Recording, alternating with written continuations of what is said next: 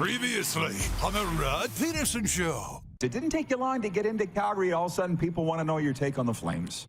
Yeah, no question. I was just telling Jim, in Delisle, Saskatchewan, it's a famous little hamlet in Saskatchewan. Some great hockey players came from there. You know, at the end of the day, I don't think they're really good enough to make the playoffs. Just missing something, and mostly that was scoring. They didn't have enough scoring all year. They couldn't quite get that extra goal. Lots of scoring opportunities, but no finish. And, you know, when you lose to a lot of non-playoff teams, that makes you a non-playoff team. And so, but I think on the other side of things, I don't think Calgary's harmony was good all year. And that being everything has to go right for a team to make the playoffs. And I don't think everything went right for Calgary this year. It had a lot of things that didn't seem to be going well. The Markstrom had a so-so start and then great finish. So-so start. Kadri, Huberdeau didn't quite get to where they wanted to be. And there's a lot of factors play into this. You know, what a lot of people don't see is the off-ice things. Players going through being in the Canadian market for the first time, being the go-to guy in a Canadian market for the first time, having, you know, becoming husbands, becoming fathers. All these things take into effect of the overall harmony on a team. Every day when you're a coach or a manager, you're looking at your team and going, is everyone happy? Who's not happy and why? And those are the things the fans don't see. Get ready for the Rod Pedersen Show.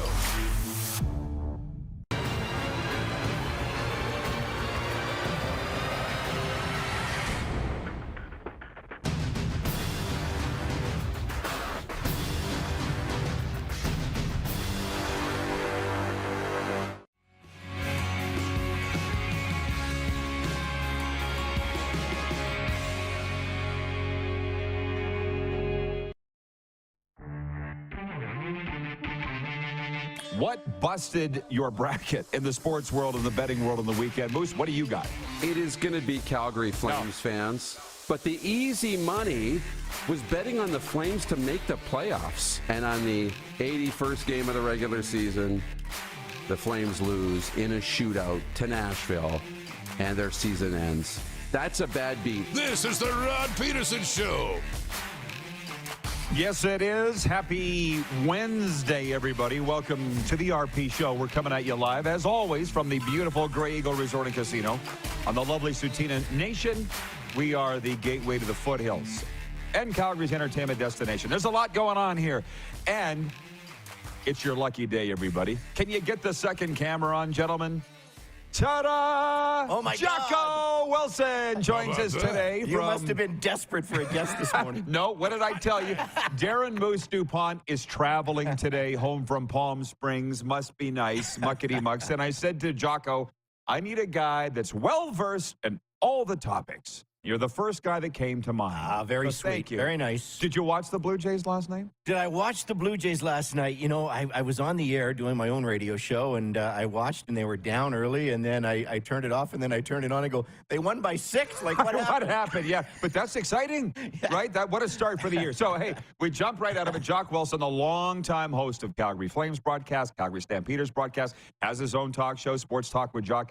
And I always get the call letters mixed up. Are you promoting the AM signal or the FM signal now? It's all one big happy family now. It's QR Calgary, Talk on FM, but we're also on the AM dial as well as 7. Right. So we got some radio things I'd like to get to today. Jock's going to be with us for into hour 2, and then David Alter's going to join us from Sports Illustrated and Rink-Wide Toronto. We're going to talk about the Toronto Maple Leafs. So a lot of hockey today, too, but that's kind of the roadmap for the program. And we welcome you to come down here over the next 2 hours here at Grey Eagle. Calgary's finest buffet is warming up, too. Can you hit the quick 6 show horn, please? We'll jump right into this. The Toronto Blue Jays fell behind 3-0, as Jock mentioned, early, but hit 5 home runs on the way to a 9-3 win in their home opener at the newly renovated Rogers Center. Did you know that it was newly renovated? Yeah. You get where I'm going. The Jays, who improved to 7-4, got homers from Kevin Kiermaier, George Springer, Alejandro Kirk, Matt Chapman, and Bo Bichette. So let's drop anchor there for a sec, Jock. Sounds like you had the TV on in the studio. Mm-hmm. I'm sitting there watching the pregame going, this is a little much on the Renos and the Ritas. But then I sat back and said, you know what? Let them have their fun. They love their Jays. They love their Rogers Center. Hey, you know what? They look great. And the outfield Yes. district, whatever they call it, the WestJet flight deck, whatever the case may be, Yeah. they did a good job. You know, the Sky Dome, call it what it is, or call it, the Rogers Center, it's getting a little old and tired, so they have to freshen it up a little bit. You got a younger generation of fans that they're trying to attract.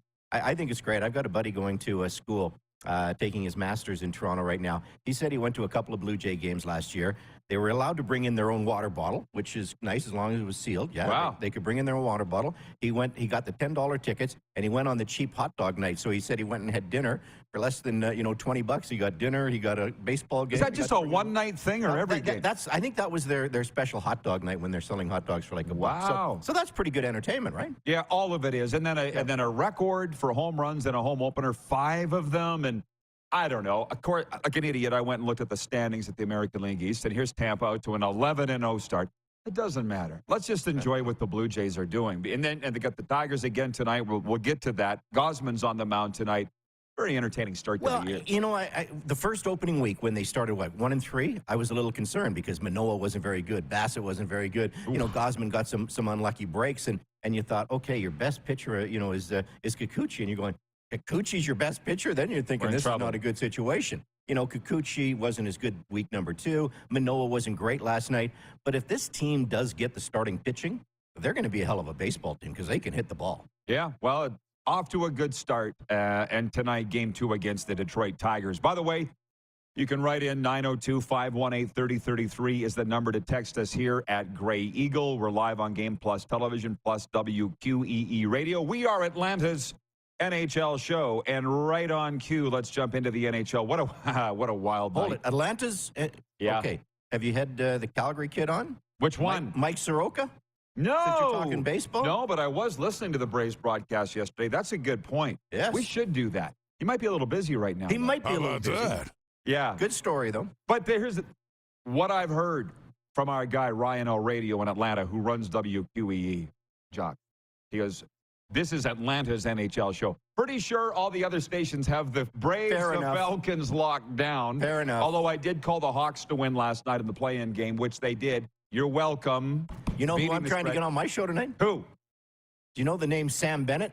Of course. The golfer or the hockey player? The golfer. How about that? It's a funny story because I'm wearing my Texas Aggies gear today, as you can see. My daughter obviously was an Aggie. I graduated December. One of her good friends, Sam Bennett, the golfer. No. And so first time ever that I actually watched golf all weekend, and my daughter, side by side, we were cheering on Sam Bennett. The Masters app was brilliant.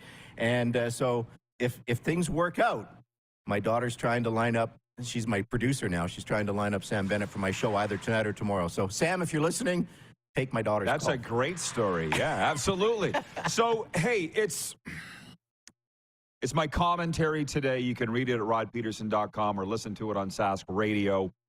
We all want to look ahead. There's a lot to look forward to. The Stanley Cup playoffs, the CFL training camps open in a month. The Blue Jays are great. But just to put something to bed for a second, and that is the Connor Bedard situation. It's our poll question today for Key Auto Group. Key Auto Group, now we'll tell you about them in a moment. Here it is. They have the largest selection of quality new and pre-owned vehicles in the Parkland area. Cars, trucks, SUVs. Your journey begins at keyautogroup.ca. The question today is, should Connor Bedard play for Canada at the World Hockey Championship? His junior career ended Monday night. Pats lost Game 7 to the Blades. What I've been told by a family source, he's going back to North Van. He's got to sleep for a month. You know what I mean? Get his rest. And then from there, they don't know, but they haven't had a call from Hockey Canada for an invitation to play. It's a yes or no. I'm voting no. I want him to rest. I'll vote yes. Why? Hey, wear Canadian colors. Good opportunity for him. Again, as you're making the next level to the NHL level, we know he's going to be a great player. We know he's going to be a generational player. Why not put on the Canadian colors? I just think it would make sense for him. If he's healthy. If he's healthy, go for it. I think he's healthy. I just think he's worn out. Yeah, well, he gets a little bit of a break before World Start. But, yeah, I hear what you're saying. That's a good point. But, again, Hockey Canada hasn't invited him yet as of yesterday. 73% of you agreeing with Jock Wilson. Yes. So, again, here's me, the anti, right? So, very exciting night in the NHL on Tuesday night. The visiting Winnipeg Jets clinched an NHL playoff berth by defeating the Minnesota Wild 3-1. They're going crazy there. I didn't see a massive celebration from the Jets per se, certainly from all their team accounts and their fan base. Pretty big accomplishment. You know, back-to-back nights, they pulled off that victory. They needed one more point to get it done, and kudos to the Jets. The Jets, you know, will they be a tough out in the playoffs as the number 8 seed? I don't know. You know, the game they played against the Flames last week, I wasn't that impressed with them, but they do have a great goaltender. They do have, you know, obviously, you know, some pretty good defense. You know, Josh Morrissey having a great season. And then you look at up front, you know, Kyle Connor, and I love Adam Lowry. What a great player he is. And you got a situation, Mark Scheifele, you know, over 40 goals this season. They're good, but are they good enough to knock one of the top seeds off in the East? Hey, I think when I was here a few weeks ago, we talked about Colorado. Colorado is the team to beat. And if they get healthy and Cale Makar is back, and you know they get Landeskog back, look out! I think it's going to be a one-team show in the West. But hey, kudos to Winnipeg. Don't have a lot of Canadian teams in the Stanley Cup playoffs, so it's nice to see Winnipeg there. Well, what I'm looking at right now, I love. You mentioned the Masters app. Do you ever use the Score app? The Score app. Oh man, I should be paying them for how much that I'm on it and the information I get from it. But the playoff matchups today would be Vegas against Winnipeg. Right. And you don't know. That's what we love about the playoffs, right? Well, you don't. You know, Mark Stone, you've got to think he is going to return to the lineup. You know, he's ready to go, and salary cap doesn't come into play for the Stanley Cup playoffs. Vegas is a good team. Do you think they're the team to beat in the West, though? I don't. That's a tough one. Mm-hmm. Everybody likes Colorado, and they've been hot. But what a fight at the top of that Central Division. You know, look at what the Oilers are doing right now. And I know, you know, this is Calgary we're in, and no one loves the Oilers here in Calgary. But the fact of the matter is, I think the Oilers are going to be a tougher out than the Vegas Golden Knights.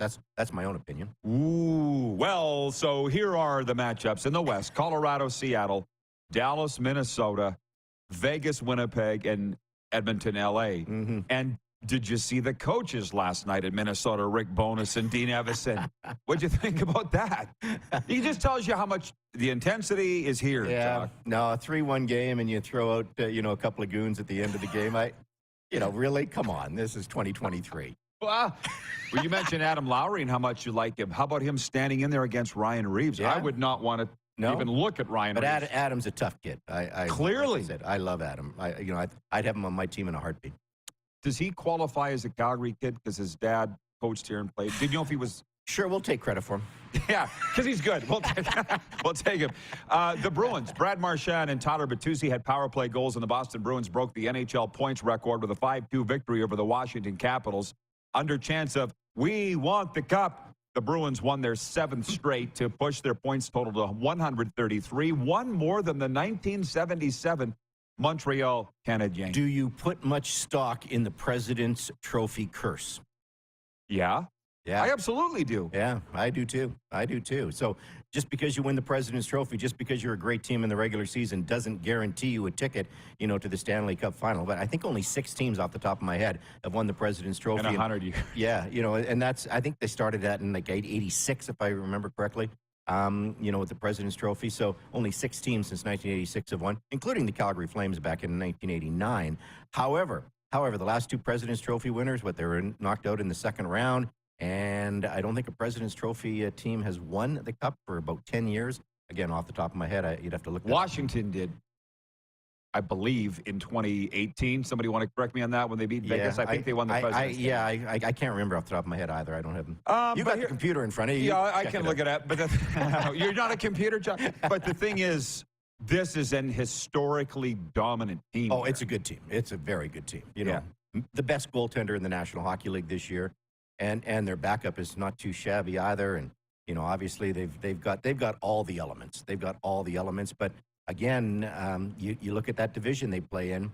So what do you get? You got Toronto and Tampa in the first round. And then if Boston wins their first round, then you got to take on either Tampa Bay or Toronto. That's not an easy way to the Stanley Cup final or the Final Four. Nobody said it'd be easy. Nope.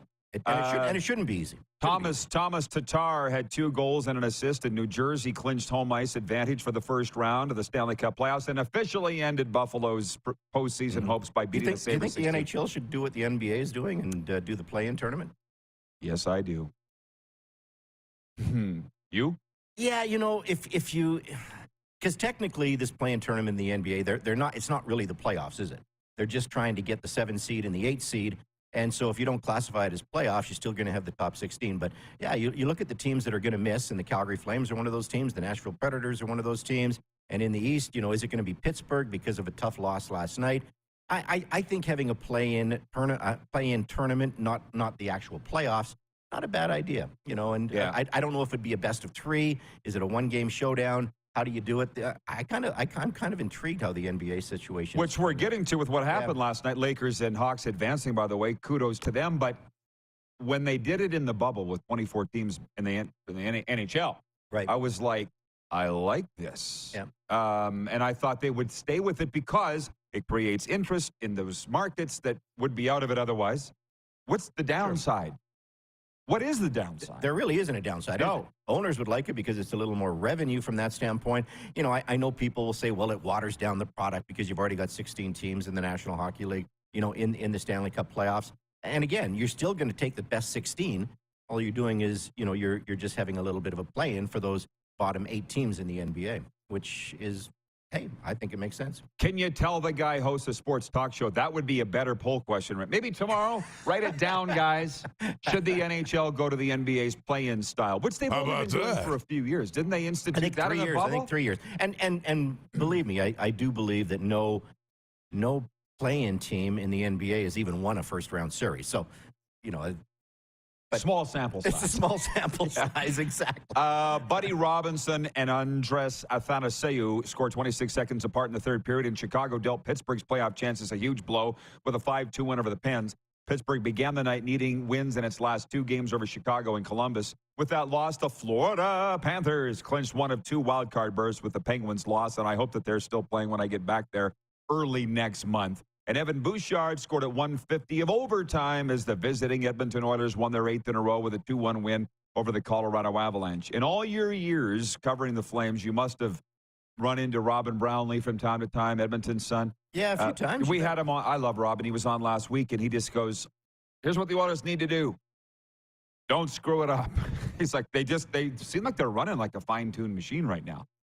Yeah, you know, it's interesting because I watched Tyson Barrie with Nashville the other night. I thought Tyson was really nice in that Nashville lineup, and but we know what Ekholm has done, obviously, for the Edmonton Oilers. He has solidified that back end. And, you know, is goaltending still an issue? Hey, Stuart Skinner has been very, very good. Jack Campbell, not so good. It's going to boil down to goaltending. And if the Oilers get great goaltending from Stuart Skinner, then, as I said, I think they're going to be a very, very tough out. Hey, they've got the 2 best players on the planet, so, you know, don't take penalties against them or you're going to, you know, bite you in the butt. But in general, that Oilers team, they're a fine-tuned machine right now. Jay Rootcroft has done a nice job. And I like what he's saying. If it's to be believed, he goes, I don't care where we finish. They've clinched already. Wants to be healthy. Yeah, but you want to have home ice in that first round. I firmly believe that. I think it's important to have home ice in the first round. So you can say all that stuff. Yeah. But are you saying coaches can't always be believed? We will be back in a moment. Jock Wilson is with us from QR Calgary. Coming up in hour 2, David Alter from Sports Illustrated Toronto chapter and Rink-Wide Toronto. We're live on Game Plus Television. That's channel 924 on your TELUS cable in Alberta and BC. And on WQEE Radio, the Fringe Radio Network. Head to youtube.com/The Rod Pedersen Show now. You gotta subscribe. Click the subscribe button for all the content you may have missed.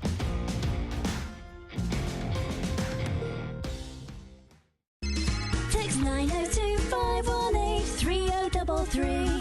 902-518-3033. Pick up your phone and text RP, that's Rod Pedersen. Text 902-518-3033. We're all capable of doing more. More speed, more reps, more commitment to getting every detail perfect. And that's why it's important we never miss a donation appointment. Blood and plasma donors are needed every day in Canada to support thousands of patients that rely on Canada's lifeline. We're asking you to join the Hockey Gives Blood Partners for Life team. Join today by downloading the Give Blood app or book online at blood.ca/HGB.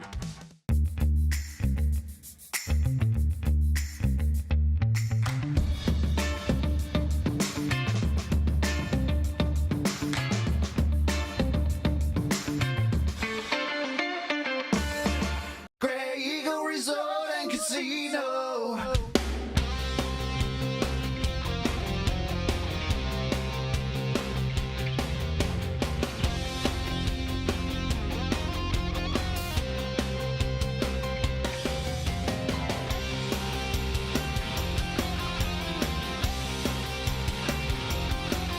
Grey Eagle Resort and Casino. Casino fancy. Easy snacking all around.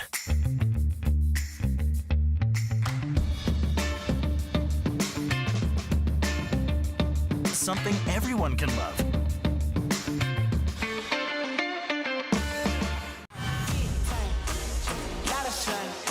Smoky in the air, that's a lot of fun. Big time, big time, big time, big time.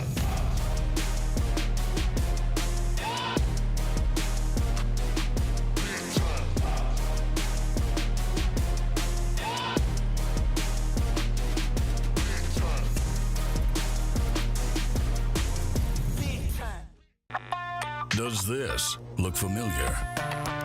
Your fans deserve an incredible arena experience. It's time for an upgrade. Stunning graphics. Revenue opportunities are just the beginning with our in-venue display systems and scoring technology. Let us help you find the best solution for your facility. DDG, always delivering the best fan experience. Here's how your business can be a part of Canada's fastest growing sports talk show. All you have to do is contact us, and we will tell you all about the dynamic and exciting marketing opportunities we have, utilizing a fully integrated 360-degree multi-platform. Imagine your business seen and heard across Canada on Game Plus TV and around the world on the Rod Pedersen Digital Network. You will use one of the most overused expressions in sports. You gotta be kidding me. Get your business involved. Contact the Rod Pedersen Show today.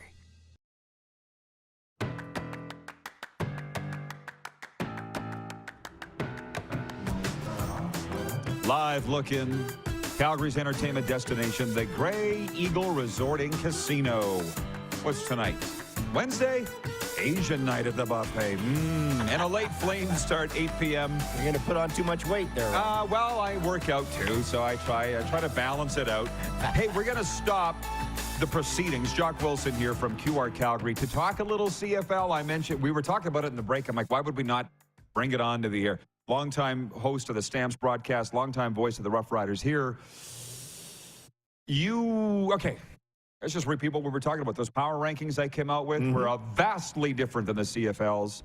What would yours be here a month away from training? Well, you know, I thought yours were a little more realistic than the CFL's. You know, hey, everybody knows Winnipeg is number one, and they're the team to beat, even though they're not the defending champions.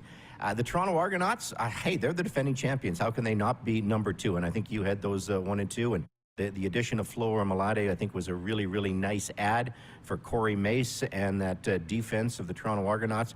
Chad Kelly's the wild card, but hey, he's got a pedigree, and he came in the Grey Cup game and played very, very well, so I don't think that's an issue. I still firmly believe Hamilton won free agency. And if you think Hamilton won free agency like I do, then I would put Hamilton number 3 on my power ranking list. I think you had them number 4. Yep. Hey, how can you not like what the Hamilton Tiger Cats have done? They're hosting the Grey Cup this year at Tim Hortons Field. If Bo Levi Mitchell can be the Bo Levi Mitchell that we have, you know, respected and loved here in Calgary for a long, long time, that could be a very, very tough out in the East. The Stampeders, I think I said 2 or 3 weeks ago, they've made some additions. You know, obviously getting Hauser, getting James Vaughters is good, but they've still just lost so much. I'm not sure what the Calgary Stampeders are this year. Are they going to be a 12-win team? I'm not sure they will be a 12-win team. So I think the Stampeders take a slight step back. I still think they're a playoff team, don't get me wrong, but I just don't see them being a 12-win team. So, obviously they would be number 4 on my list from that standpoint. Then it's flip a coin because you got the haves and the have-nots. Oh, And, yeah. The bottom 5, you can just, it's like arranging the deck chairs on the Titanic. I don't know. I was a little surprised for you, though, because you had the Riders, number 8. And, they've got a pretty good quarterback there. A guy that, has done it before. So why do you have the Riders number 8? Well, I love Trevor Harris, so it hurt. And Yes. I love Craig Dickinson, too. How can you not? Right. But it's the ultimate team game. And so to go out and throw a lot of money at a quarterback without addressing other certain issues. They're talking about playing Philip Blake at left tackle, Canadian offensive lineman, and a great one. Why didn't you have him there before? Do you know what I mean? Like they're rearranging deck chairs on the Titanic. There's a lot of that with that offensive line, which, as you know, is where games are won and lost. Right. As the O&D line. So it doesn't look good to me from a Rider standpoint. Like when they signed Charleston Hughes a week before training camp last year, good for Chucky, but he's not re-signed. And I thought that's just a desperation move there. Yeah. It seems like they're behind, and they're behind the 8 ball with everything they do in Saskatchewan. Now here I laugh because the BC Lions, people with the BC Lions, they were up in arms when I said you can't win without Nathan Rourke. And they're like, well, Calgary doesn't have a guy either. I'm not talking about Calgary. I'm not going to bet against John Hufnagel, Dave Dickinson, and Mark Mueller if they decide who they want as a quarterback. Yeah. I believe they've earned. No, I would agree. And there's pressure on Jake Mayer because Jake Mayer did not finish the last game the Calgary Stampeders played last year. Obviously, he was replaced by Bo Levi Mitchell. He comes in as the guy. And when you are the guy, you better be the guy. So, is Tommy Stevens going to be a capable backup? What's going to happen from that situation? They've got a very good offensive line. So I think, that will protect Jake and give Jake the mojo that he will need in the backfield for the Calgary Stampeders. They've got obviously the best running back in the Canadian Football League in Kadeem Carey too. So that is certainly going to help. So but if you rank the quarterbacks in the Canadian Football League, how do you rank them? Obviously Zach Collaros has to be number 1. But who's paid that way? Well, he's paid that way exactly. Yeah. But who is number 2? Oh. Yeah, but the last sample side from the last 2 or 3 years, you can't say that, right? Because Bo hasn't proven that he can be number 2, in this league over the last couple of years because he lost his starting job to Jake Mayer. So it's a fair question. I don't know who number 2 is. It's not Chad Kelly. Is it Jake Mayer? I don't think so. Is it Bo? Maybe. Is it Trevor Harris? Is it go down the list? It's a fun debate. Well, Trevor Harris is certainly paid that way. Well, that's true. Yeah. And I want to say, Jada, you're welcome, because a nice young lady stopped me in Chapters in Chinook Center, or what's now Indigo Books, and she goes, I love your show. I love all the Stampeders talk and CFL talk. I don't get it many other places, she said. It's from Jada. Oh, so Jada, listen to my show. Yeah, there you go. Sorry, QRK. Well, maybe she meant television, Jocko. I don't know. From WQEE Radio, Ryan O Radio down there. Ryan O'Neill's running the board right now. And he says, wrestling meets NHL hockey. AEW star Kenny Omega's epic narration propels Winnipeg to NHL playoffs victory. I don't even know what he's talking about because I'm not a wrestling guy anymore. I apologize. Right. But they do follow the Jets. It's interesting, man. You've asked me some questions about Atlanta. They've got 2 former teams up in Canada, the Jets and the Flames. Mm-hmm. So they follow it pretty closely. Yeah. Hey, here's one. Ted in Red Deer says, way to go, Paul Maurice. Great to see him in the playoffs after a tough start. Legit question. Who should win the Coach of the Year in the National Hockey League? Ooh, that is a good question. Sorry to put you on the spot. I didn't prep you for that. That is a really, really good question. I know it's not Daryl Sutter. Sorry. Boom. You guys there? That was a cheap shot. I apologize, Daryl. Do you? Bruce Cassidy has done a really, really nice job. Might be Jim Montgomery. Yeah, Jim Montgomery has done a very nice job. Oh. I know we don't have to answer it today. Yes, we don't.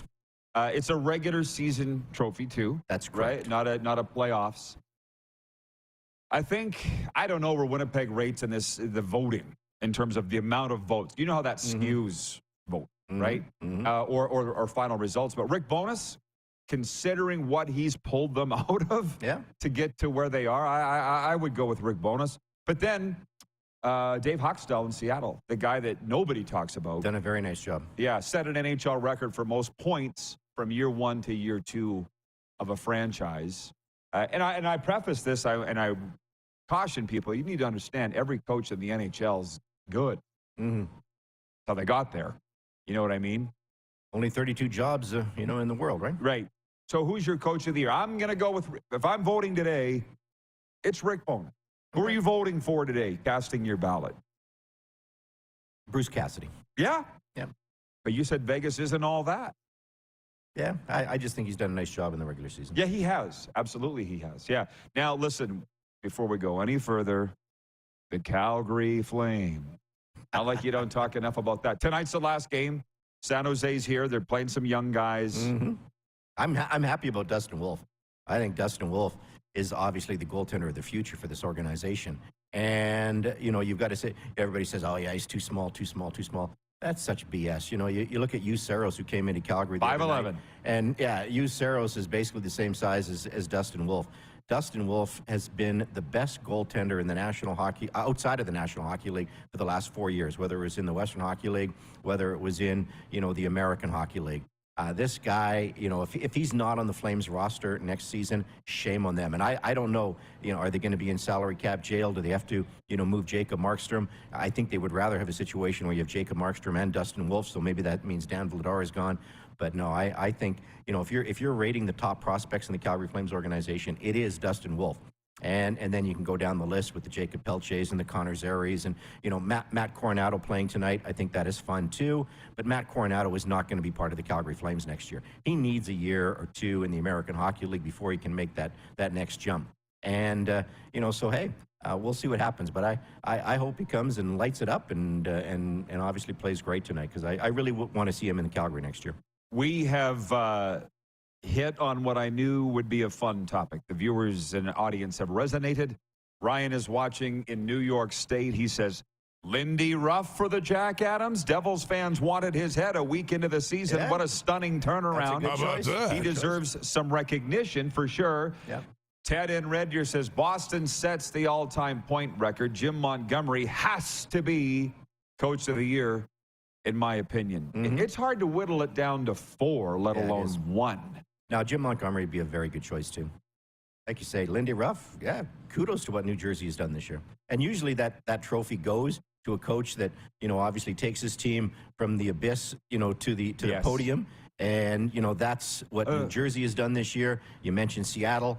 Kudos. Did anybody see them as a playoff team this year? Probably not, if you're being honest with yourself. So Haxtell would certainly get some consideration, too. I'm not quite done with the Flames thing. Our poll yesterday was, what should the Flames do? Fire the coach, fire the GM, fire them both, or do nothing? Where are you voting on that? Well, I think I was on your show, 3 weeks ago, and I told you I see a scenario where both of them are not back.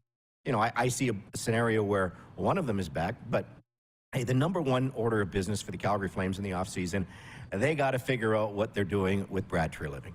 And Brad Treliving is the key, so are you moving on from Brad? If you are moving on from Brad, great.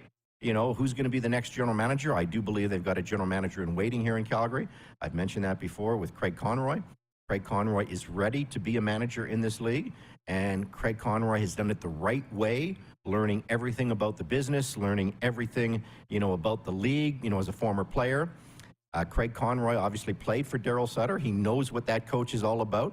If you bring in a new general manager, and I stress the word if because I don't know, but if you bring in a new general manager, that general manager should be allowed to bring in his coach. And if he doesn't feel Darryl Sutter is the right coach moving forward, then I do think, you've got to go down that path. But it will all depend on what the Flames and Murray Edwards does with the general manager. So time will tell.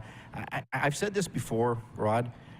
I like Daryl Sutter as a coach because I think as a short-term coach, he's very good. When he was hired, 2.5 seasons ago, the game plan really was to bring him in to get this organization back on track. Daryl did that. Last year was a great year, and Daryl Sutter will be a Hall of Famer, in this league, but he's a Hall of Famer with a short shelf life. That's always been his MO in my books. So why the Flames decided to give him the contract extension at the start of the season, that one I'm just ripping my hair out because I don't understand. I didn't quite get it.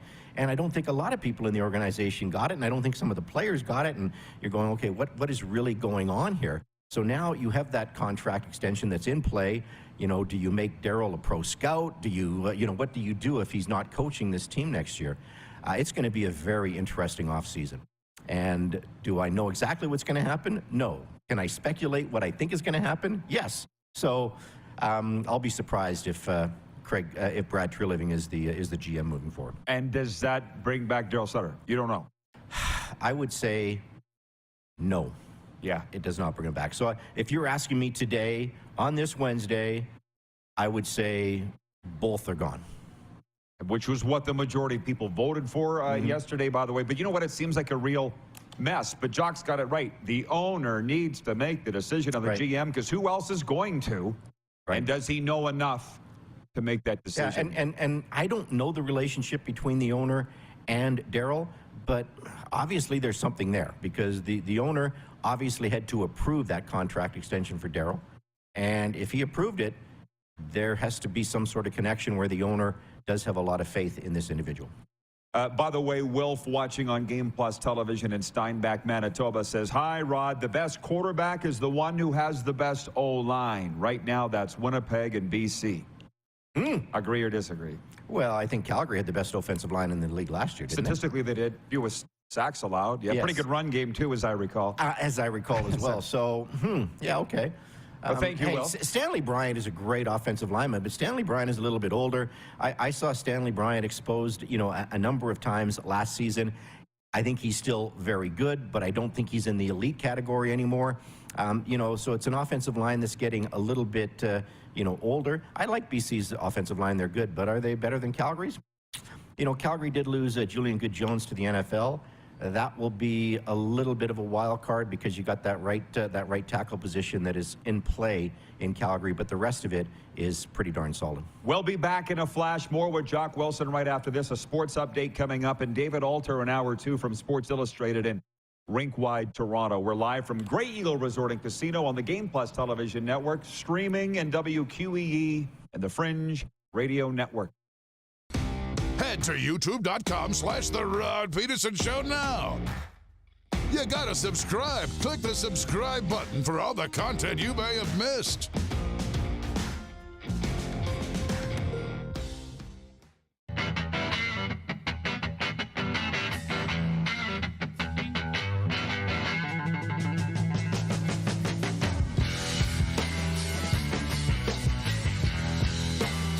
Hi, my name's Logan Stankoven.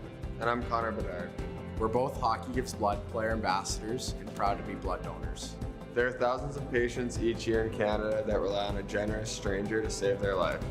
Please book an appointment today to donate blood at blood.ca/HGB.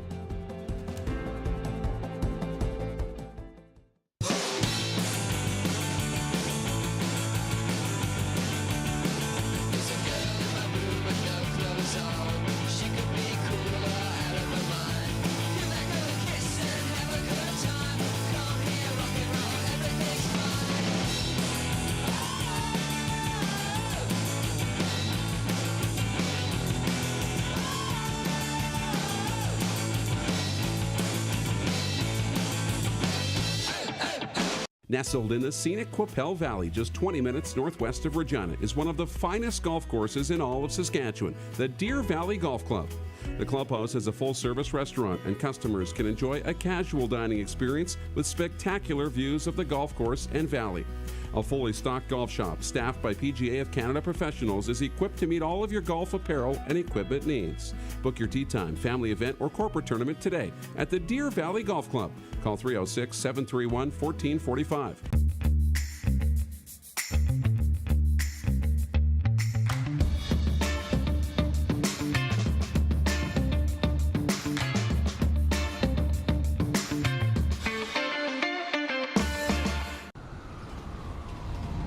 I'm Bridget Lacquette. I'm a First Nation Olympic silver medalist, and I'm proud to represent Indigenous hockey players across Canada. Each year, hundreds of Canadians need a stem cell transplant from an unrelated donor to save their life. Anyone can have a hard time finding a stem cell match, but for Indigenous peoples, it can be even more difficult because just over 1% of prospective donors on Canada's stem cell registry are of Indigenous backgrounds. Be a hero. Join me in Hockey Gives Blood in helping to make a life-saving difference to those in need. Register today at blood.ca/beahero.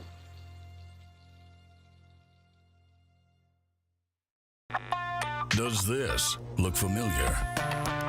Your fans deserve an incredible arena experience. It's time for an upgrade. Stunning graphics. Revenue opportunities are just the beginning with our in-venue display systems and scoring technology. Let us help you find the best solution for your facility. DDG, always delivering the best fan experience. Here's how your business can be a part of Canada's fastest growing sports talk show. All you have to do is contact us, and we will tell you all about the dynamic and exciting marketing opportunities we have, utilizing a fully integrated 360-degree multi-platform. Imagine your business seen and heard across Canada on Game Plus TV and around the world on the Rod Pedersen Digital Network. You will use one of the most overused expressions in sports. You gotta be kidding me. Get your business involved. Contact the Rod Pedersen Show today.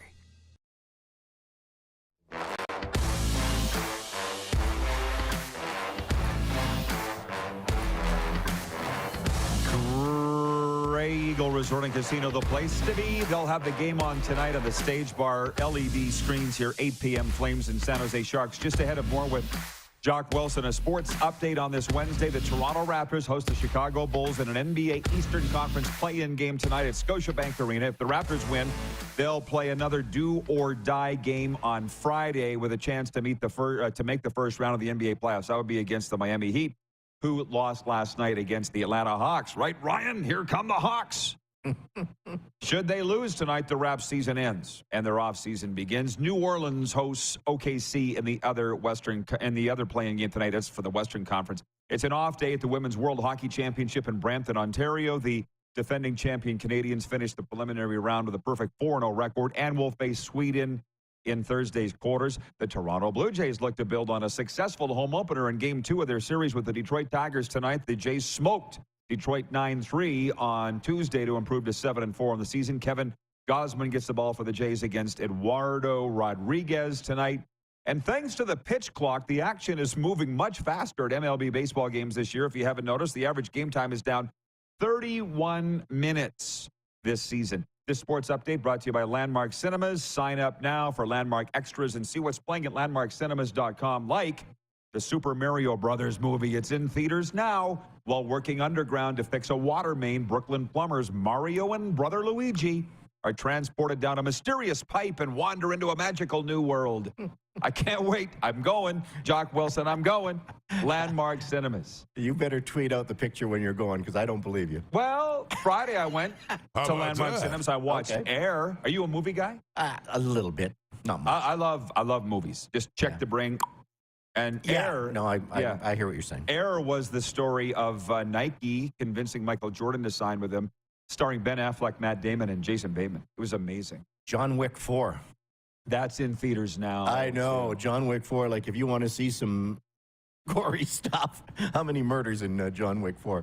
Holy cow. Well, Scream 6, same thing. I know. It's great. Hey, back to baseball for a second. Yeah. Which rule change do you think has had the biggest impact? The pitch clock. I mean, I'm sitting there watching and going, whoa, I like it, but holy smokes. I'm glad they eliminated the shift. I think the shift. Really? Yeah. I never liked the shift. I think it does open up the batting a little bit, and obviously we're seeing a little bit higher percentages from that standpoint. But yeah, the pitch clock, because it's a faster game. I do like that, because my attention span, like most people, is not a 4-hour attention span anymore. But I kind of like that they banned the shift. You don't find the larger bases distracting? No, I really don't. I get it. There's a few more stolen bases and stuff like that. But no, I think you're seeing more stolen bases because of the pitch clock. Are you not? Yeah. Yeah. Of course. Yeah. It's not because of the larger bases. Right. Overall, a more exciting product. which was the goal. Yes, no, I agree with that. I agree with that. The poll question today, by the way, for Key Auto Group is, should Connor Bedard play for Canada in the World Hockey Championship? And close to 70% of you are saying yes. But Kevin writes us on Twitter and says he needs a break for his physical and mental health. The young man had a lot of weight put on his shoulders. So that's why I'm voting no. I don't think he should play. But what is Chicago doing winning last night? Any team that is in the running should not be winning. I don't get it. It's mind-boggling, isn't it? And that game probably cost Pittsburgh, and Chicago just probably cost themselves the best percentage of getting a generational player. That one just stunned me last night. I'm going, you got to be kidding me. Well, you brought up the last time you were here, what's the best way to tank? Get rid of all your goalies. Yeah. And Columbus, they're not even the worst. Anaheim's the worst now, right? Columbus is even screwing that up. But it's a good point. But Chicago came in here, and just like Nashville the other night, and Nashville had far more to play for, but they worked so hard. That's the Flames' problem. They don't work hard enough. And that's insulting to the C on the chest, to the fans. I would agree with that. I'm not saying the guys don't work hard, because there are flashes where they work their ass off, and they really do play well, but you just don't see that consistently through the entire 60 minutes. Like, how many times with the Flames this year have we seen, an average first period, a below average second period, and then they light it up in the third, and they get right back into it. And we saw that against Anaheim. We saw that against Vancouver. We, even saw that against Nashville, how falling behind, and then you get back into it, and then you lose in the shootout, or you lose in overtime. So, I think fans just want that more consistent effort rather than just, trying to crank it up in the third period, which is not a recipe for success. Well, as somebody pointed out to me the other night against Nashville, that team, I couldn't name you 5 Predators. And I talked to their team owner afterwards, Brett Wilson. He's so proud of his team, and which they were eliminated last night officially, but they're going to be good. The Flames are 10 times the more talented team than Nashville. Yeah, well, it just goes to show you what goaltending can do, right? Yeah, that too. Because Saros, we mentioned Hughes earlier, he is, a top 3, top 5 goaltender in the National Hockey League. And when you have great goaltending on a consistent basis, it's, it just makes your team that much better. And ultimately, the Calgary Flames didn't get that consistent goaltending all season long, from Jacob Markstrom, their number 1 guy. He was good down the stretch, better down the stretch, but he still wasn't perfect by any means. Still gave up, a lot of goals against Los Angeles, too many goals against Anaheim, too many goals against, the Vancouver Canucks. So if you don't get that world-class goaltending, you just are going to be an average team. And I think the Flames are a little bit better than average. Their record will indicate that. But when you don't have the great goaltending and you're always playing from behind, you're chasing the game, it's tough. It's tough. It's really funny when you brought up Juicy, if I'm saying that right, UC Saros. I'm watching the game going, that crossbar is in the middle of his back, right at the halfway point of his numbers. And that's coming from a goalie, because when I played, it was in the lower back. I'm 6'3", so I had to look up. He's 5'11". Yeah. And nobody and talks that might be about generous. He might even be 5'10". They like to tweak that a little bit, Right. Folks, as Well, so you got me intrigued about Dustin Wolf tonight. I call him Dustin from Tustin. Dustin Wolf from Tustin, California. Going to start tonight? That's my understanding. Wow.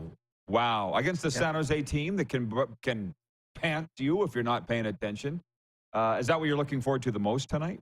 Yeah, I would say definitely Dustin Wolf. As I mentioned earlier, I think he is, well, obviously he's the goaltender of the future of this organization, and I'll be disappointed if he's not part of the Calgary Flames team next year. I hope he has a great playoff for the Calgary Wranglers. Wranglers have been a really nice story this year. He's been an outstanding goaltender, not only in the American Hockey League, his last couple of seasons in the Western Hockey League. So let's see how this plays out. And even if he gets lit up, which is not going to happen against the San Jose Sharks, it doesn't set back what he is going to do moving forward. So as long as he gets a chance, and who is going to be coaching the Calgary Flames next year? How many young players will they incorporate? They are going to have some salary cap issues because Huberdeau's contract kicks in next year. It's going to be very intriguing. But I certainly see a scenario where Jacob Markstrom and Dustin Wolf are battling, for the #1 job next year. From the audience, and then we'll break. John Ohm in Winnipeg says the Jets would be near the bottom of the NHL if they didn't have Helly. Helly should have gotten all 3 stars last night. Jeff Kibilis in Winnipeg says Hella was on God mode last night. Carey Price isn't using it anymore, so he's given it to Connor Hellebuyck. Here, you take God mode. And he went into it last night. Some unbelievable I saves. didn't watch the game last night, Rod, but it was interesting. When I was on the NHL website and I was looking at the shot, I think the shots early were like, 10-4, and Winnipeg was up 2-0. I know. We'll be right back. More with Jock Wilson, and on the way in hour 2, David Alter from Sports Illustrated Toronto and Rink-Wide Toronto. We're live on Game Plus Television, YouTube, all the streams, your favorite podcast platform, and WQEE, the Fringe Radio Network. Have you subscribed to the Rod Pedersen Show YouTube channel yet? Head to youtube.com/The Rod Pedersen Show now.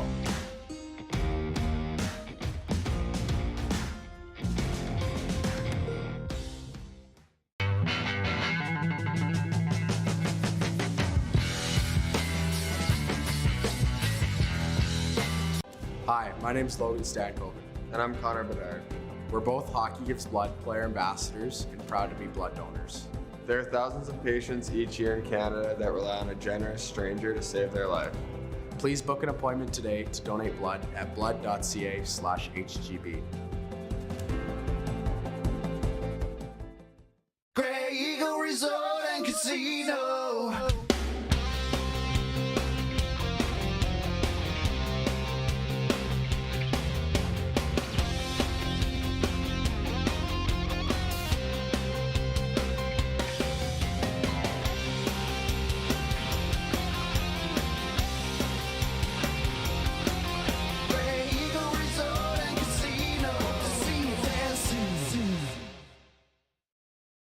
Easy snacking all around.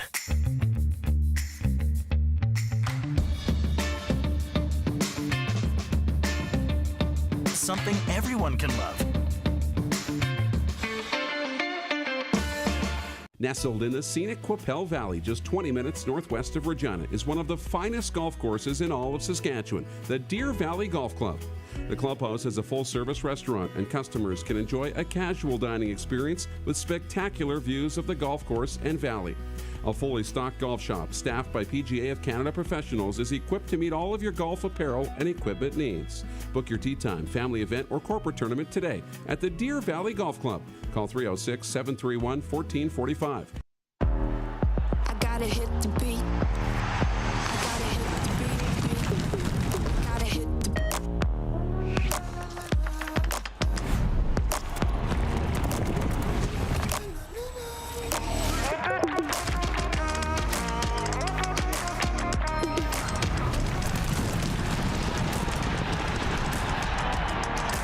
Download Dark Horse Bets today. beat. I gotta hit the beat. Lot of sun, smoky in the air. That's a lot of fun. Big time, big time, big time, big time.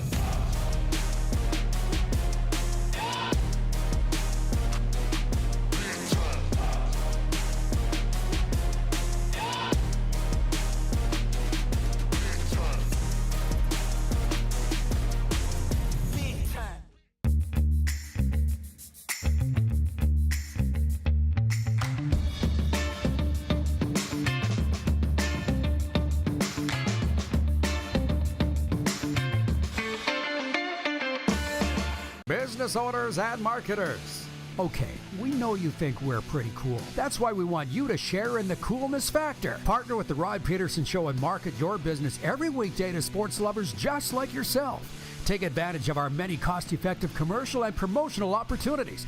Tell the world about your business. Yes, the world. Thanks to Game Plus TV and the Rod Pedersen Digital Network. Contact us today and find out how you can be a part of Canada's fastest-growing sports talk show, The Rod Pedersen Show.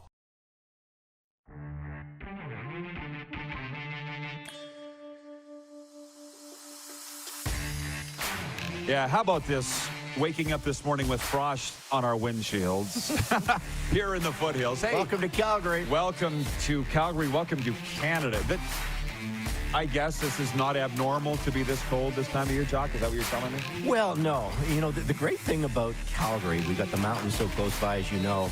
I have had a couple of times where I was able to ski in the morning and play golf in the afternoon because you've got the mountains so close by. So that is one of the perks of living in this. But, you know, this time last year, we were playing golf in this city. This year, we're a little bit later. So I know some golf courses are opening this week. A lot are opening on the weekend. But, yeah, I'm getting the golf bug. Are you a golfer? Not at all. Not at all. I've tried I'm not tried to golf. I've tried to be a golfer. Okay. Because I got so many friends that are. Right. And I'm sorry, Jock, I'm not good at it. It's expensive. It pisses me off. And I don't want to spend my entire weekend on a golf course or a golf club. Yeah, if you want to get good at it, you got to practice like any sport, right? Yeah. So, but it's frustrating, but it's fun.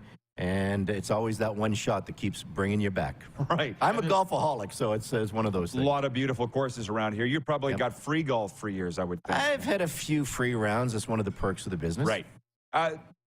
Hey, NBA, I got to mention this. We didn't really get to this. From last night, LeBron had 30 points and 10 rebounds, and the Lakers claimed the 7th spot in the Western Conference playoffs with a grueling 108-102 overtime victory over the shorthanded Minnesota Timberwolves. And in Miami, Trae Young scored 25 points. Clint Capella grabbed 21 rebounds. And Atlanta earned the number 7 seed in the Eastern Conference playoffs by beating Miami 116-105. Tonight, as we mentioned earlier, the Raptors host the Chicago Bulls. Now, we're broadcasting from Western Canada. Jock's been here a long time. The Raptors, I mean, everybody's a Blue Jays fan out here, right? And when they're winning, we're dialed into every game. Where are they on the Raptors in Western Canada? Well, obviously, when they won the championship, this whole country went Raptor mania. Yeah, it was really fun to watch it. It's a great question because basketball is certainly growing in this country, and now you have the Canadian Elite Basketball League. Calgary's finally going to get a team with the Calgary Surge. I think that's going to be exciting, and that will grow the sport a little bit more. But yeah, you know what? We still have this Western mentality. You know, Toronto, you know, it's the Toronto Sports Network, and, you know, we get the Jays rammed down our throats, and we get the Raptors rammed down our throats, and we get the Leafs rammed down our throats, and we say, hey, we have our own identity here in the West. But when the Raptors are playing well, when the Jays are playing well, we do jump on the bandwagon a little bit more. And that's probably because we just don't have teams here in the West. We will talk a little next hour about the Western Hockey League semifinals. And, Jock, I don't know how closely you're following it. The Hitmen are out. So I'll handle it if you're not as versed in that. It's Moose Jaw versus Winnipeg. The new Warriors versus the old Warriors. Moose Jaw, Winnipeg. If you're an old-time junior hockey guy like me, you would understand the significance of that series. And Saskatoon Blades versus the Red Deer Rebels. This is why I'm never jumping off the Sutter bandwagon. Brent Sutter owns the Rebels. Sean Sutter, his nephew, is the assistant GM. I'm not going to get on the Sutter's bad side because you can't swing a sock without hitting a Sutter in this province. No. Right? Hey, you know what? The Sutter family is an institution here in this province, you know, Viking, Alberta. You know, there's a few of them that are going to be in the Hall of Fame, and people have always joked maybe it should be Louis Sperm in the Hall of Fame because he's... Yeah. He's doing something right. He's doing something. And Grace, too. Grace, the mother, of course. She, yes, lovely gal. And Rich watches every day down in Lethbridge, by the way, on Game Plus Television. We're very big in Lethbridge. Next hour, we're going to talk some college football. This is Jock's preference. People are weighing in on what Dave Naylor had to say yesterday about how the NIL deals are affecting recruiting for the CFL. I'm not sure I agree with that. So we got a lot to get to next hour. Stick around after this brief pause on Game Plus and The Key.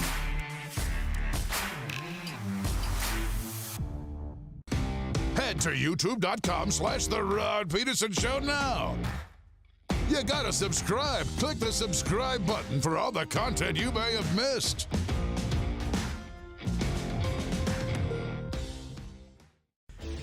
Hey, Rod Squad, now you can join the team with your very own RPShow gear. Head to rodpetersenshop.com and get yours today while supplies last. It's just like we wear on the show, official RPShow gear at rodpetersenshop.com.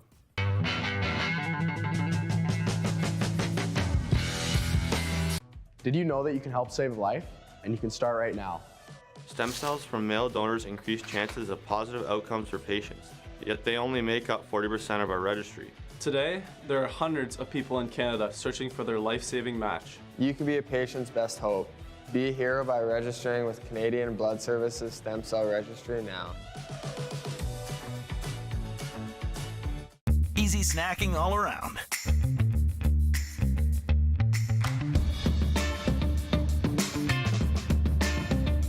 Something everyone can love.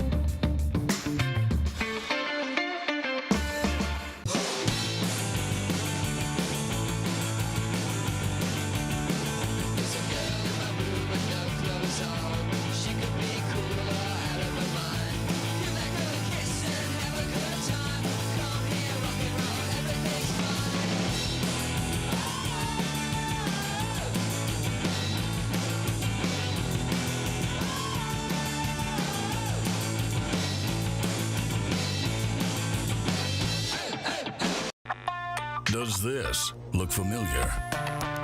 Your fans deserve an incredible arena experience. It's time for an upgrade. Stunning graphics. Revenue opportunities are just the beginning with our in-venue display systems and scoring technology. Let us help you find the best solution for your facility. BDG, always delivering the best fan experience. Is it time to take your event online? Bring it to IKS Live.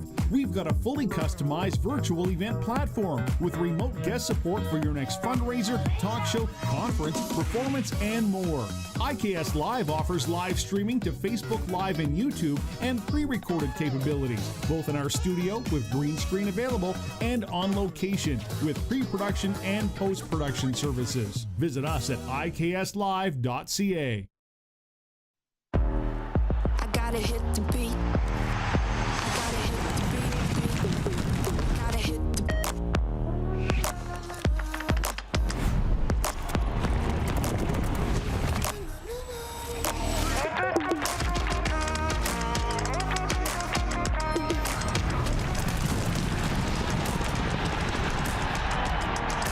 Download Dark Horse Bets today. I gotta hit the beat. Here's how your business can be a part of Canada's fastest growing sports talk show. All you have to do is contact us, and we will tell you all about the dynamic and exciting marketing opportunities we have, utilizing a fully integrated 360-degree multi-platform. Imagine your business seen and heard across Canada on Game Plus TV and around the world on the Rod Pedersen Digital Network. You will use one of the most overused expressions in sports. You gotta be kidding me. Get your business involved. Contact the Rod Pedersen Show today.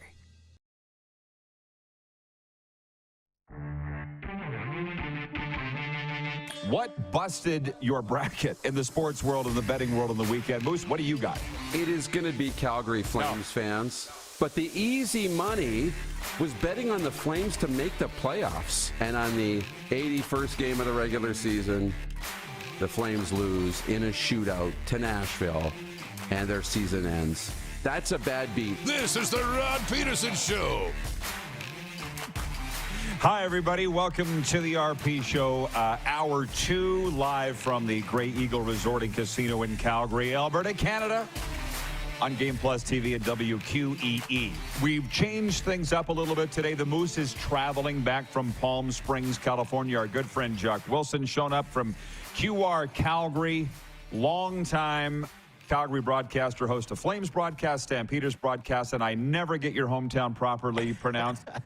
Pusacoopi? Pusacoopi. I was close. You were close. I was close. That's up around Prince George? It's up around Dawson Creek, the start of the Alaska Highway. Dawson Creek. Wow. Mile 0 of the Alaska Highway. So northeastern British Columbia, right across the border from Grand Prairie. My father had this image that Dawson Creek was going to become the hub of the North, and he missed it by about 70 miles because Grand Prairie, because it was in Alberta, became the hub of the North. Pusacoopi, British Columbia. Pusacoopi, British Columbia. So there you go. Now everything you need to know about Jock Wilson. So we got a big night tonight. The Toronto Blue Jays home to Detroit. I'm telling you, we covered this all an hour ago, but we're going to re-up it and get into some other things here. But you just raised your finger. Did you have something? No, I did. Well, I just, the Flames are practicing right now. So for the Flames listeners, and I was wondering how Daryl Sutter would do this, and we just don't know with Daryl Sutter. So Jacob Pelche, Nazem Kadri, and Matt Coronado are practicing on one line, but Darren Hayes just tweeted out, it looks like Milan Lucic and Trevor Lewis are going to be playing in this game tonight. And I'm going, what? Why? It looks like Walker Duehr and Adam Ruzicka will not be playing tonight. I'm going, do fans really want to see Milan Lucic? I don't get it. I don't get this coach sometimes. You know, are you not looking for the future? Are you not, you know, I'd rather see the young players. I don't know why this coach doesn't like Adam Ruzicka. He's played good at times, but hey, that's the coach. Yeah, and I wouldn't want that job. So No. listen, Jock just said how we're coming in hot into hour 2. Here are the topics that we're going to get to. All of that, I don't know where to start. Our poll question for Key Auto Group today is, should Connor Bedard play for Canada at the World Hockey Championship? I'm voting no. Jock's voting yes. 73% of you on YouTube and Twitter are saying yes, he should play for Team Canada at the Worlds. Nelson, our vice president of Sim Events, is watching. He writes in, he says, in no shock, Connor Bedard is nominated for the 4 Broncos Memorial Award. Who up against Kamloops' Logan Stankoven? Who wins? Well, these are 2 guys that are featured in a commercial on our show here from the Canadian Blood Services. Like I said, Bedard's going to win everything. Stop. That's 1. 2 is Daryl Sutter coaching his last ever game tonight for the Calgary Flames. That would be a good one. Dun, dun, dun.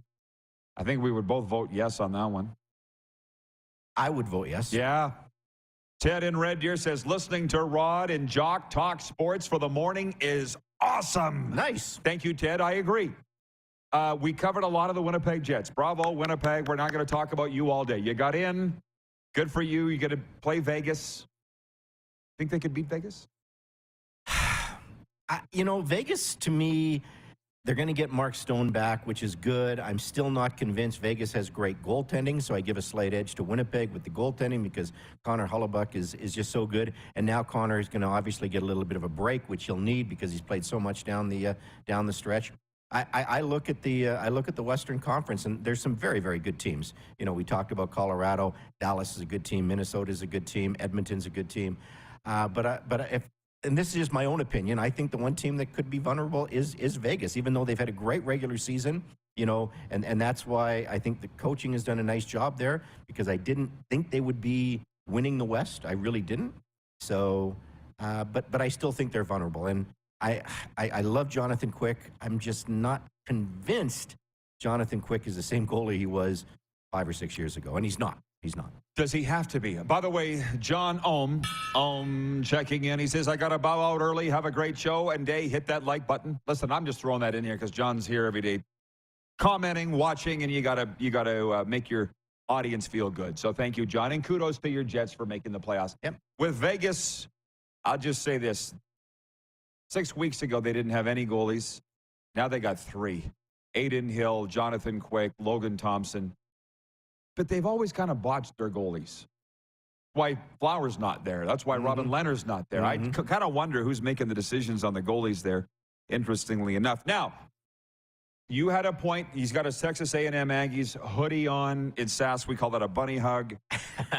You got a hoodie on, too, my Yeah, friend. good point for Bet Regal, our exclusive betting partner.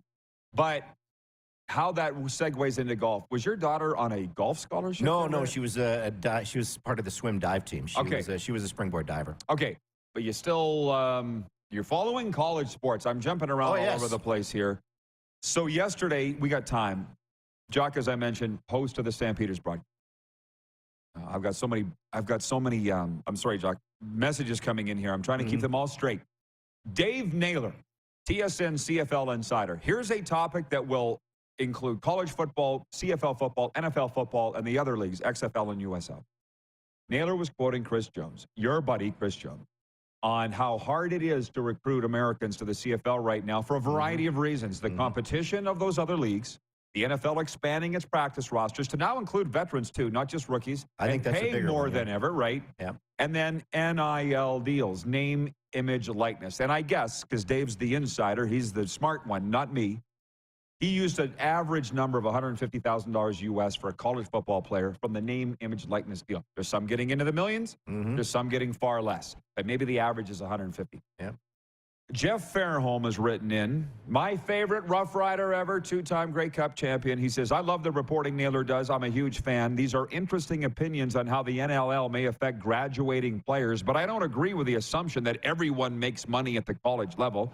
My understanding is that only a select few get that amount of money. Yeah, and let's remember, he's quoting Chris Jones. What do coaches and GMs do? Bitch and complain about their lot in life. That's what they do. I think it's in their contract. Some would just say work harder to find the players. What do you think? I would say it's more than just a few that are benefiting now from the NIL. And I, look at Seth Small, the kicker for the Hamilton Tiger Cats. Seth Small, Texas A&M, Aggie. And when he beat Bama because he had the game-winning field goal, I did a podcast with him, and he said, yeah. I said, did you capitalize on NIL? And that was when NIL was just starting. And Seth Small said, yeah, I did okay. Because, there were T-shirts, there were everything else going on. Look at Sam Bennett this past weekend at the Masters. The kid is going to be worth millions because of the NIL deal, and he's still an amateur. So, I think I was reading this morning that Angel Reese, the LSU basketball player. Yes. So she's making now like $1.5 million. There's a gymnast, I don't know her name off the top of my head, from LSU that, again, has so many followers on Twitter. She's making a killing on NIL.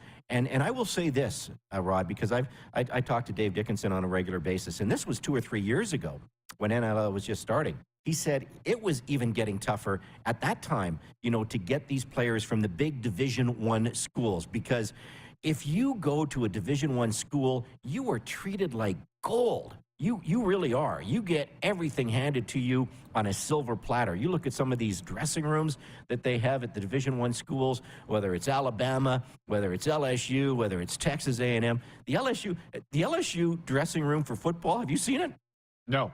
You got to Google it. Okay. It's got sleeping pods. It's got TV.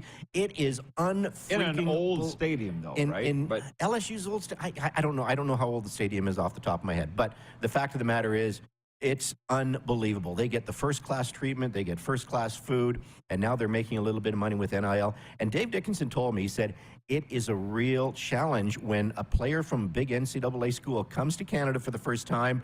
They go pick him up at the airport, and the kid's saying, what? No one's carrying my bag? Like, I got to carry my own bag? What's going on here? So it's a culture shock for these kids when they come from the Division Division I schools. I'm glad to have this discussion, and I've been wanting to have it for a while. And you see a live studio audience here. I hope you're enjoying it at the Grey Eagle. It is what it is, because I've been around the league and the CFL for a long time, too. And there's been times that I've been standing there when that player shows up in a cab from the big school. Mm-hmm. You remember Rocky Butler, who incidentally played at Hofstra. That's not exactly Alabama, but he walks into Taylor Field. This is early 2000. It's like my high school stadium. Where the real stadium at? No, this is it. And I equate that to the minor pro hockey players. Tim Hunter was in yesterday sitting in that chair talking about playing in Birmingham, Alabama for John Brophy. And how great it was and how it made him a pro, Jock. Mm-hmm. And I've had these minor pro players talk about dressing in cattle barns and walking across catwalks outside. Who the heck was telling me the other day they were playing in Austin, Texas, and they got rained on walking from the dressing room to the rink. And they thought it was a great experience. Do you know what I'm saying? Yeah. Like, why are these guys entitled to have their ass kissed? Yeah, no, and I hear exactly what you're saying. But you grow up in that culture, and you grow up. Let's use Katy, Texas, because that's where Seth Small's from. That's where Bo Levi Mitchell's from. You go to a football game, high school football game in Katy, and you're treated like gold, and you're treated like royalty in that game because they really have the passion for football. You go play, here at Shouldice Field in Calgary as a high school football player, and you got maybe your girlfriend and maybe your mom and dad watching. That's about it. So it's a totally different scenario, and that's why I say, why is hockey so big in this country? Well, the bottom line is it's all part of the culture. And why are there so many more hockey fans in this country? Because you grow up, and whether it's Timbits, Pee Wee Pups, call it what you want, you're growing up. It's all part of that culture. Whereas in the NFL, It's the same thing, and you've got the guaranteed fans in the NFL because I'll take my daughter, for example, too. My daughter couldn't tell you a football from a soccer ball when she went to first to LSU and then obviously to Texas A&M. But she goes there, and she was in LSU when Joe Burrow won the national championship and Jamar Chase.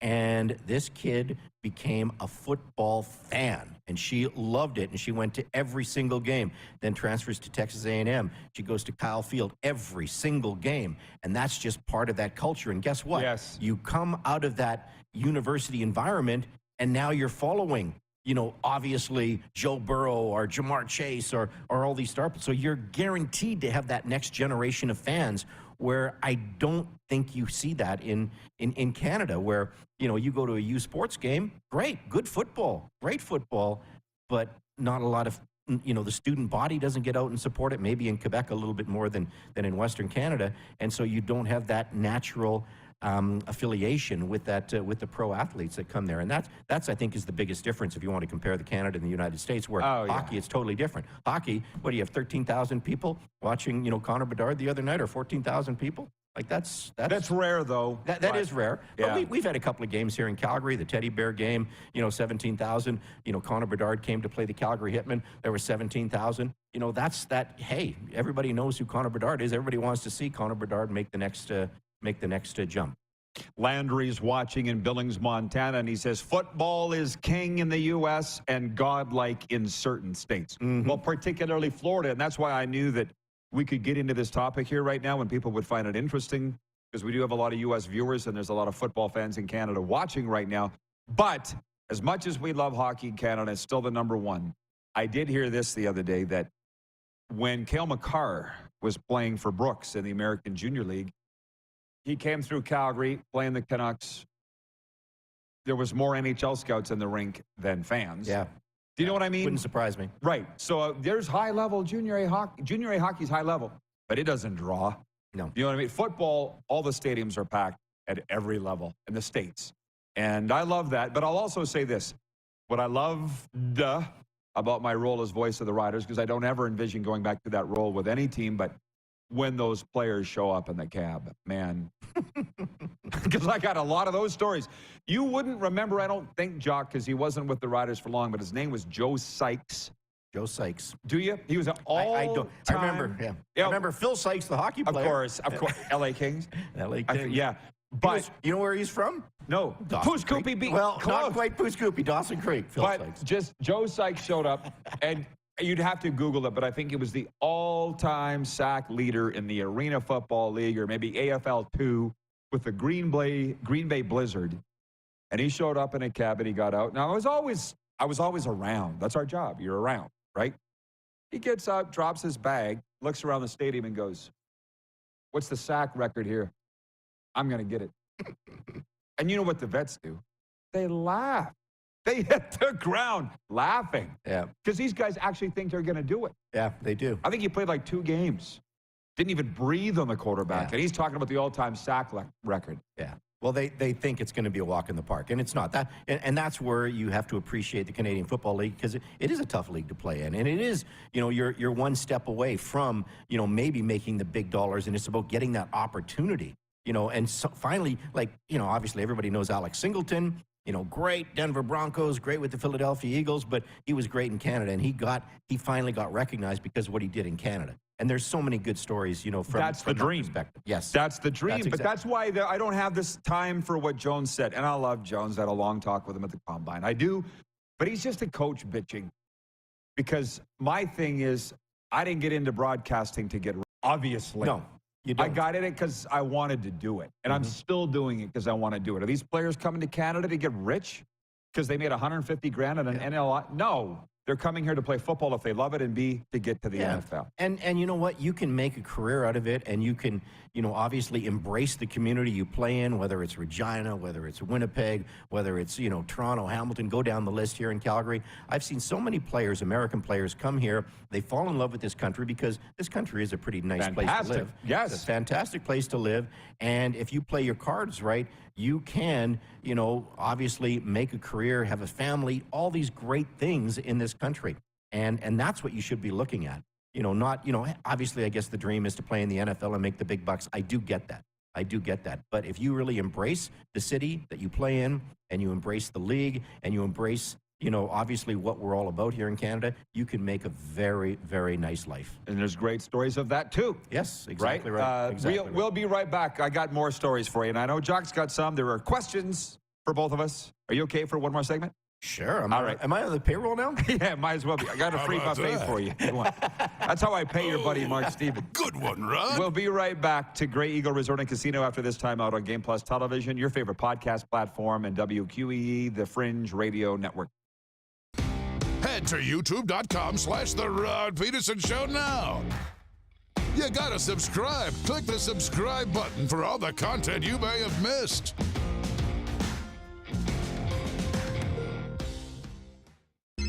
Text 902-518-3033. 902-518-3033. Pick up your phone and text RP, that's Rod Pedersen. Text 902-518-3033.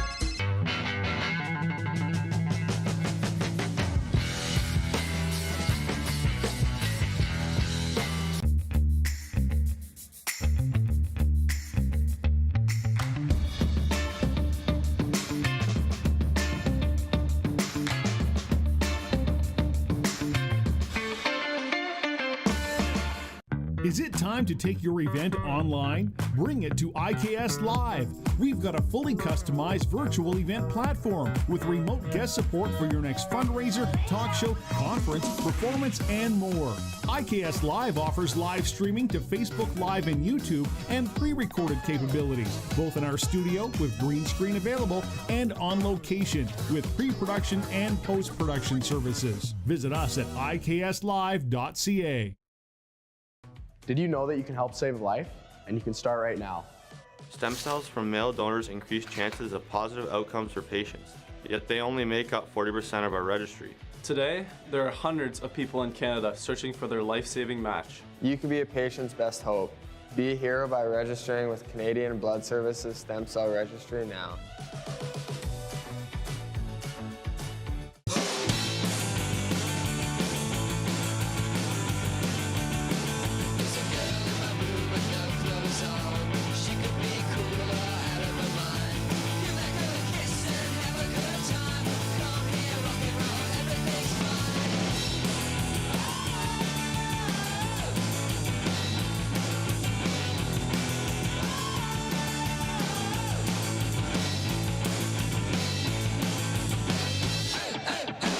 Easy snacking all around.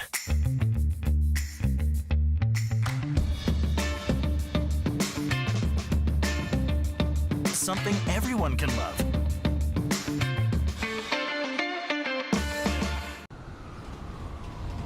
I'm Bridget Lacquette. I'm a First Nation Olympic silver medalist, and I'm proud to represent Indigenous hockey players across Canada. Each year, hundreds of Canadians need a stem cell transplant from an unrelated donor to save their life. Anyone can have a hard time finding a stem cell match, but for Indigenous peoples, it can be even more difficult because just over 1% of prospective donors on Canada's stem cell registry are of Indigenous backgrounds. Be a hero. Join me in Hockey Gives Blood in helping to make a life-saving difference to those in need. Register today at blood.ca/beahero. Business owners and marketers. Okay, we know you think we're pretty cool. That's why we want you to share in the coolness factor. Partner with the Rod Pedersen Show and market your business every weekday to sports lovers just like yourself. Take advantage of our many cost-effective commercial and promotional opportunities. Tell the world about your business. Yes, the world. Thanks to Game Plus TV and the Rod Pedersen Digital Network. Contact us today and find out how you can be a part of Canada's fastest-growing sports talk show, The Rod Pedersen Show.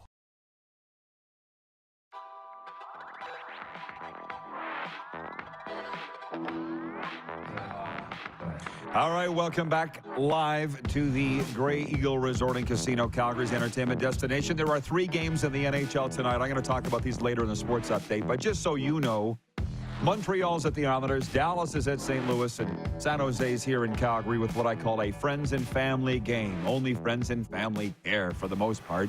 The Islanders game is big. Yeah? Yes, it is The for them. Islanders game is big. Yeah. If they lose that game, that brings Pittsburgh back into the mix, right? Yeah, it has been a wonderful end of the regular season. If the Islanders don't make the playoffs after the Bo Horvat trade, that would be a major gut punch, wouldn't it? We have not talked about this all week.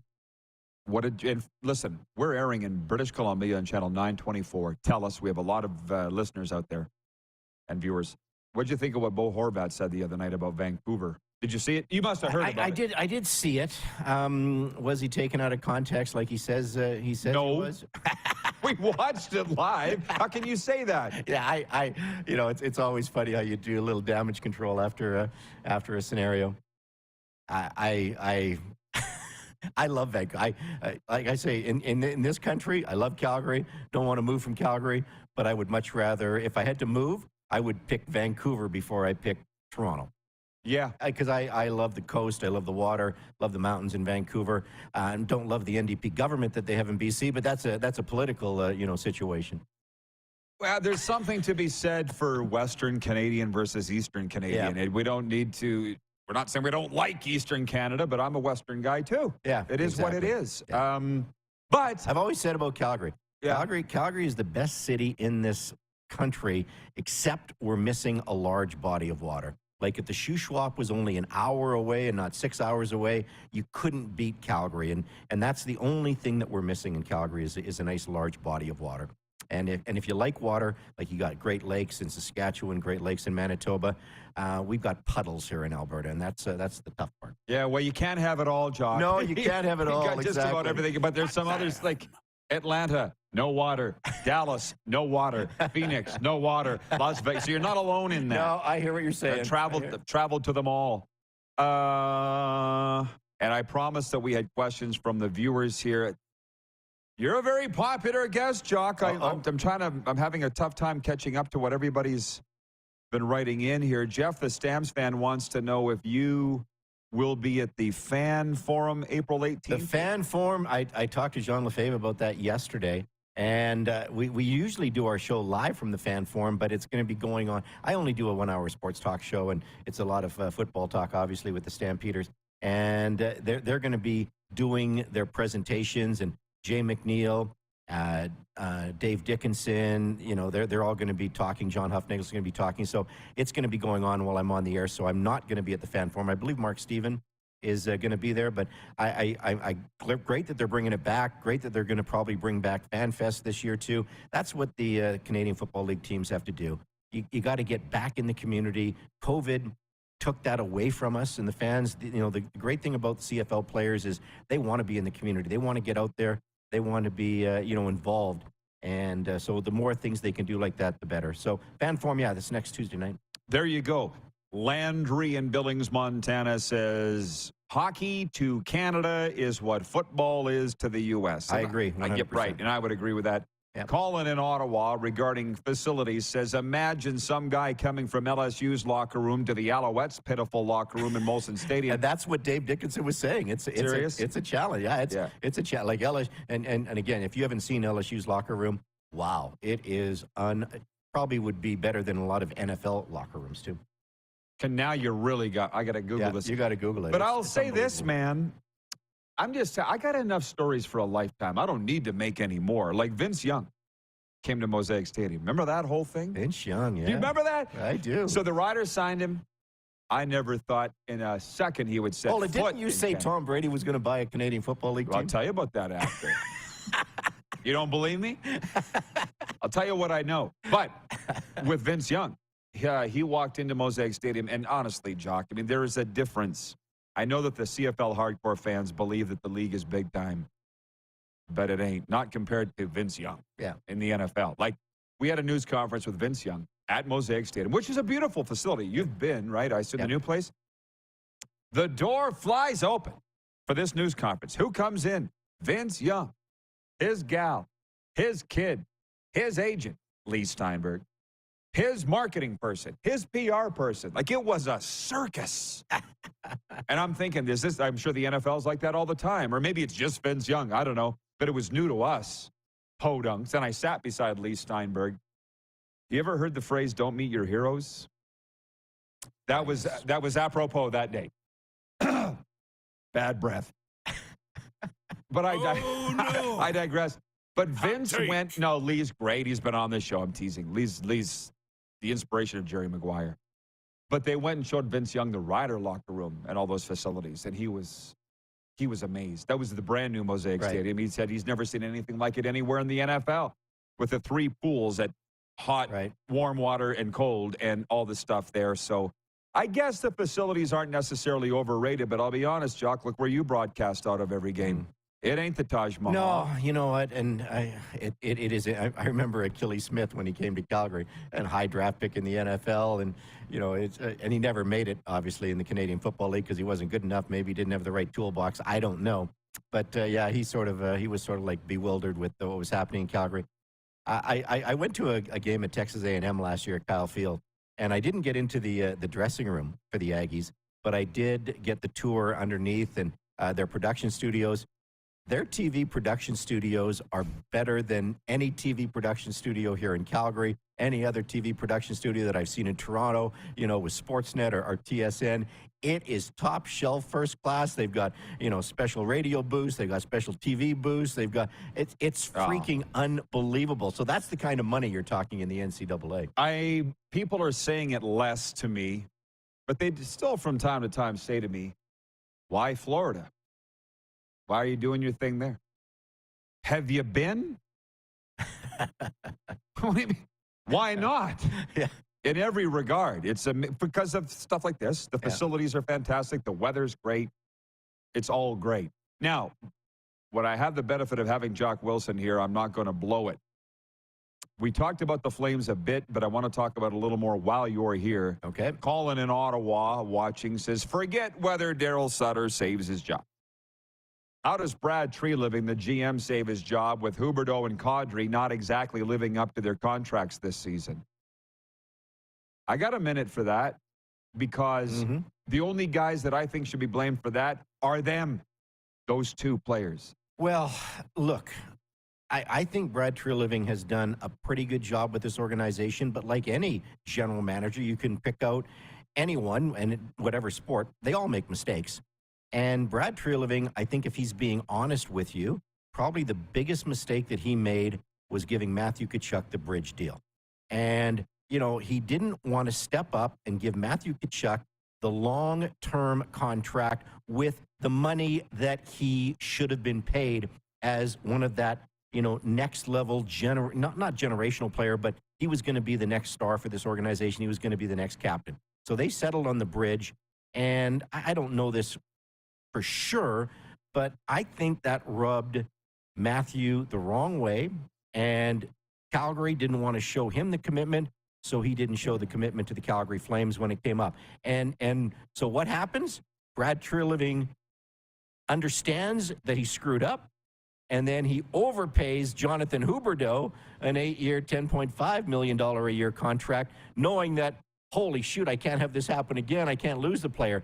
And so why you're willing to give Jonathan Huberdeau the 8 years at 10.5 and not give Matthew Tkachuk the 8 years back in the day at 10.5, that to me is probably the biggest mistake that this general manager has made. Yeah, well, hey, rewind, Jock, or Colin, and go back last hour to what Jock said about this. I think we both agree it's a mess that's not going to be cleaned up overnight. Again, Tim Hunter sat there in that chair and goes, whatever they do is not going to be immediate. Like, I think fans expect a firing by the end of the week. Yeah. There's got to be a process here. I would hope so. Yeah. And by the way, Al Bundy in our audience writes in, he says, God, Vince Young was so awful on the field and awful in the NFL. Don't know what he was like in the CFL. Well, he was a 2-time Pro Bowler, so there's that. And in the CFL, he popped a hamstring on like his second drive in the green and white game, and that was the end of it. But it was fun to be around him for a while. But again, at some point, Jock, the players do need to step up and earn their money. Yeah. And those 2 didn't. No, and last year the Calgary Flames had so many career years. Their shooting percentages were unbelievable. Jacob Markstrom was obviously one of the top 3 goaltenders in the National Hockey League. The power play was good. Everything went right for the Calgary Flames. This year, shooting percentages were off. A lot of players had down years. Goaltending wasn't very good. So, and the Calgary Flames are still going to miss. You take 17 overtime or shootout losses, and even if you turn 4 of those into wins, 4 extra points, we're not having the same conversation, are we? So it's that how it's a fine line. But yeah, there were a lot of things that just went wrong. Obviously Jacob Markstrom giving up the first goal in 9 games this season, or the first shot on goal 9 times this season, and just not giving you that world-class goaltending that you need. And, hey, Darryl Sutter played Jonathan Huberdeau most of the season at right wing when he was the best left winger in the National Hockey League last year. Is that a coaching mistake, or is Darryl trying to be smarter than everybody else in the room? I don't know. Let me interject with the 2 minutes we have left. Matthew Tkachuk, you called me. I was on your show. I remember walking up and down the road talking to you on your in Florida, and you asked me about Matthew, and I said he's the 3rd most popular athlete in South Florida right now. There you go. Behind Tua and Tyreek Hill. I'm not joking. More than the Marlins, more than the Heat. So good for him. I'm sure you're happy for Matthew. Oh, sure. But how do you explain what he's done there? I mean, he had 100 points here, I guess. Yeah, he was pretty good here. How do they let him go? I guess you explained that. Like I said, that was a mistake. It. That to me was the biggest mistake Brad made. But that could be one of the downfalls of the whole thing. And then was it a domino because Matthew didn't want to be here that Johnny said, well, hey, the best line in hockey last year was obviously Lindholm centering Matthew and Johnny, and now 1/3 of that is gone. May as well make it 2/3. Yeah. And then what happens to Lindholm this year? He's one of those players that didn't have the, and I think Elias is a really, really good player, but he just didn't have the same season. Been very average. Yeah, really. Exactly. Jock, this has been fantastic. Thank you so much. No problem, my friend. All right. Jock Wilson from QR Calgary, Stampeders pre and post host, longtime Flames broadcaster. When we come back, David Alter, we're going to talk some Leafs. He's with SI.com, Sports Illustrated, and Rink-Wide Toronto. We're live from the Grey Eagle Resort and Casino in Calgary on Game Plus Television, YouTube, and WQEE, the Fringe Radio Network. Head to youtube.com/The Rod Pedersen Show now. You gotta subscribe. Click the subscribe button for all the content you may have missed.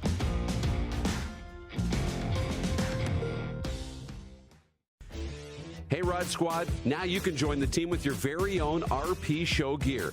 Head to rodpedersenshop.com and get yours today while supplies last. It's just like we wear on the show, official RPShow gear at rodpedersenshop.com.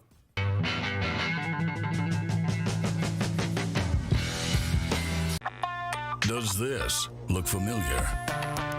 Your fans deserve an incredible arena experience. It's time for an upgrade. Stunning graphics. Revenue opportunities are just the beginning with our in-venue display systems and scoring technology. Let us help you find the best solution for your facility. DDG, always delivering the best fan experience.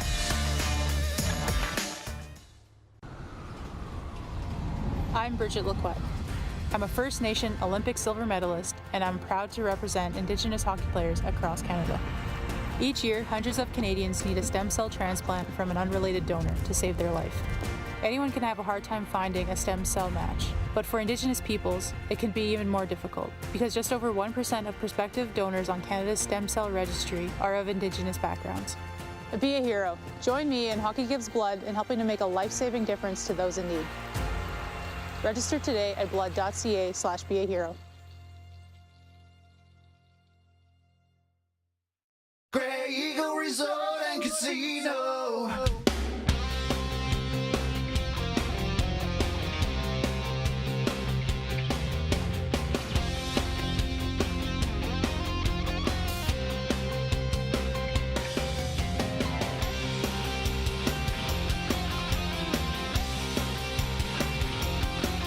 Grey Eagle Resort and Casino. Casino dancing. Gotta shine.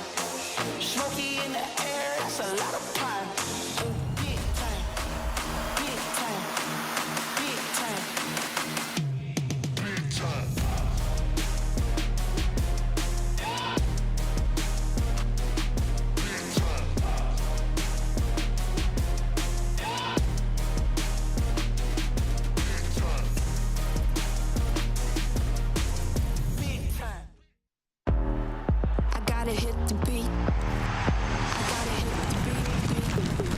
Gotta hit the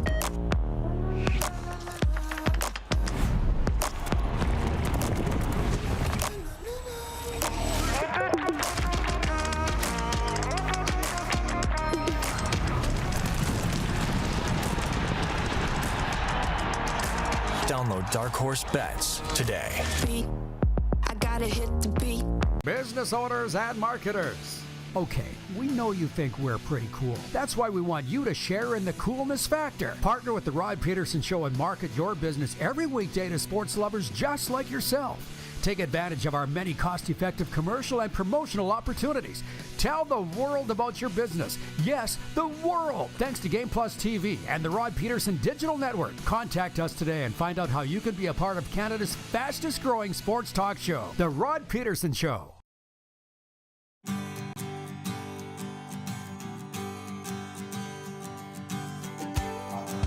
And we are broadcasting from Grey Eagle Resort and Casino. We've got breaking news out of the NHL today. Winnipeg Jets defenseman Neil Pionk was fined $5,000 for cross-checking Minnesota Wild forward Marcus Johansson. The incident occurred at 19:10 of the third period of Tuesday night's game between the Jets and Wild when Pionk cross-checked Johansson from behind along the boards. I thought it was more along the side, but whatevs. $5,000 the fine to Neil Pionk. He got a major at the time. And also last night, minor league call-up, Joseph Wall made 46 saves. Willie Nylander had a goal and 2 assists, and the Toronto Maple Leafs beat the Tampa Bay Lightning 4-3 on Tuesday night in a preview of a round 1 matchup. Joining us to talk about it is David Alter from SI.com, covering the Leafs and rink-wide Toronto. David, welcome back to the RP Show. I appreciate it. As we roll into the Stanley Cup playoffs, what was your read on that game last night in terms of, was there any message sending, or was it a true preview of what might happen here in 10 days' time? Yeah, there was certainly message sending. I think Tampa Bay really kind of tested the Toronto Maple Leafs core and kind of just said, okay, we know that you guys added some tough guys, but how tough are you? And so there was a scrum every single time. Tampa initiated a lot of it, but Toronto, to their credit, responded. They didn't back down. They were aggressors at some point. Those acquisitions of Luke Shen, who got into a fight, Noel Achari, Ryan O'Reilly didn't fight, but he was aggressive. He showed his prowess on the ice as well. There were just a lot of new acquisitions there that kind of responded to Tampa's message of, yeah, you might bring some physicality, but we've loaded up on that, and it's not going to be the same kind of pushover kind of sentiment that you guys may have experienced in the previous year. So I think Toronto sent a pretty good message that they're not going to be easily pushed around. It's just going to be a matter of if their talent can get on the score sheet, because even though they did early in that series last year, they didn't when it mattered. And so that's ultimately going to be the difference in this series this time around. Well, and before we do look ahead to the series, have you liked, and your followers, what's been the reaction of the way the Leafs have handled their roster the last couple of weeks when they knew they were going to be into the playoffs? They knew they were going to play Tampa Bay. They've done a lot of interesting things. Yeah, well, especially the last couple of days or so, the Leafs are really set on getting Matthew Knies into some games. He's the University of Minnesota Golden Gophers forward who the Leafs drafted in the late second round of the 2021 draft. They wanted him to commit last year. He didn't. He went back to try and win a title, just came short, losing in overtime in the championship game at the Frozen Four. And so because of how late that occurred and the timing of an injury to Matt Murray, the Leafs tried to activate an ATO for one game, which they did with Jed Alexander on Saturday, and say that Murray might have been able to back up. But then they signed Knies in that time, and they weren't granted the permission to call up Joseph Wall for the game on Monday against the Florida Panthers. So there was a lot of drama going into yesterday morning as well, that maybe the Leafs would have 2 amateur tryout goaltenders.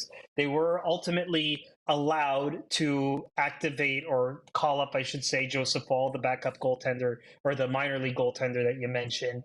And Ilya Samsonov was kind of the reason for that as well, who will not play because he's quote-unquote banged up, but he probably could play, but now they have to rest him for a whole week because of how late the playoffs will start this year. So, yeah, a crazy, interesting cap maneuvering shenanigans kind of thing, but the Leafs did what they had to do, all to make sure Matthew Nyes got some games in and to see if he's ready, that he could factor potentially in the playoff roster. I'm not sure he's on the game one roster, but I wouldn't be surprised if we see him in this playoff series. I wonder what your feeling is of the Leafs going into this series compared to 1 year ago. I've got a lot of former NHLers come on this program almost every day, and they say the pressure on the Leafs is enormous, and if opening at home, there's going to be pressure. And I think, well, there's always pressure on the Leafs. I see your tweets, like the second you tweet something, within 2 minutes, it's retweeted 100 times, liked 1,000 times. Like, people are just going off the chain. Does that affect the players? It can. I mean, at times, players say they don't look and see it social media, but sometimes, they can't avoid it, especially if you're from the city, right? Like, it may be different if you're from another country or you stay off of it. Everyone's kind of dealing with it differently. But yeah, the pressure is enormous because, it was set up so well for them 2 years ago against the Montreal Canadiens in that pandemic shortened season to get to the Final Four. At least they were the cream of the crop in that Canadian division. And they got upset. They shot themselves in the foot in that one. And then last year, they were going up against the juggernaut and the two-time defending Stanley Cup champions. And I guess to some degree they were given a pass, but they were the better team in that series. And again, they had Game 6 in overtime, a chance to wrap it up. They didn't. And then in Game 7 at home, they didn't. And so that just compounds and adds, and it's one of those things that until they get the monkey off their back, it's one of those things that's going to be looked at with a huge magnifying glass, and the pressure is on the front office because Kyle Dubas wasn't given an extension, so he's in a lame duck year as GM, and the board is watching closely. If they don't see some results, there could be some real changes this time, and so that adds to the pressure as well. Yeah, does it ever? Well, I'll tell you what, we're all watching the Blue Jays. I'm assuming you're a Jays fan, and we've seen Vladdy grow up. We've seen Bichette grow up, and that crew. And they're mature now. They're saying it, and they're showing it. And I'm just kind of relating that to Marner and Matthews and the crew that's come up together. Do you see a difference in them? They've learned their lessons. What are they like compared to a year ago and years past? I do see more focus, especially in Austin Matthews. Early on, he was trying to do some hitting a little bit more. He had an injury, and while he was injured, he was trying to be a factor away from the puck and improve in his game that way. And I think that helps. Mitch Marner has taken his game to a whole new level where he's dodging checks and creating special plays, like really special plays out of nowhere. That point streak that he accrued this season, 23 straight games with at least a point, just an incredible amount of consistency in his production. So, those two core guys are going to be key. They really have to produce. William Nylander's taken a step, although in the last few weeks it's dipped, but then getting a goal and 2 assists when the other top guys are out, and against Tampa Bay, no less. I think that was a step in the right direction for Nylander as well. So as long as you get those core guys going, you have the depth from a physical standpoint to have a better bottom six. That was a big criticism as to why they lost to Tampa. And then better goaltending. That's really going to be what it comes down to as well. I do think that Ilya Samsonov has been really great for them. A great find in the wake of what they tried to do with Matt Murray in that spot. But goaltending could be the equalizer in that series. Everyone else has really taken a step in their game that there's no reason they shouldn't beat them in the series, but again, they should have beat them in the last 2 years, and it didn't happen. So that's why they play the games. Yeah, absolutely. And I guess lastly, who knows who's going to come out of that murderer's row of the Eastern Conference, but you're following the whole NHL. Who do you think is going to be waiting in the Stanley Cup final from the West? Just as an informal poll here, I'd love to know who you like. Yeah. I have no idea because it's so wide open. It's so wide open. You know what? I'm going to go for chaos. I'm going to go crazy with the upset and say the Kraken. I didn't expect them to be where they are right now with 100-point season. And to go from that to that, it's like the sophomore year is like their Vegas year in a lot of ways, and so I can see just how spread out it is. That they have as easy a path as any. Edmonton's looking good too, but I'm not quite sold on them just yet. I think they have to prove a lot, so they could be there as well. But there's something about the Kraken, like they really have flown under the radar after a really difficult year that I think they're going to catch a lot of teams by surprise in that way. Well, let's be honest. As we sit here today, April 12th, there are no wrong answers. And I'm with you. I kept waiting for the bottom of the box to fall out, the cardboard box for the Kraken. All this season, it didn't happen. You know, and I saw them play live in Florida. They're a wagon in a lot of ways that they don't get a lot of credit. Yeah. So you're right. If the Leafs have all the pressure on them, the Kraken are the opposite. They're the 180. There's no pressure on the Seattle Kraken. So, right. David, can you please, for the Leafs fans, if they haven't found you yet, I couldn't believe that they wouldn't have, but where can they follow your stuff? Yeah, on Twitter at DALTER, at Dalter, David Alter 35 on TikTok and Instagram.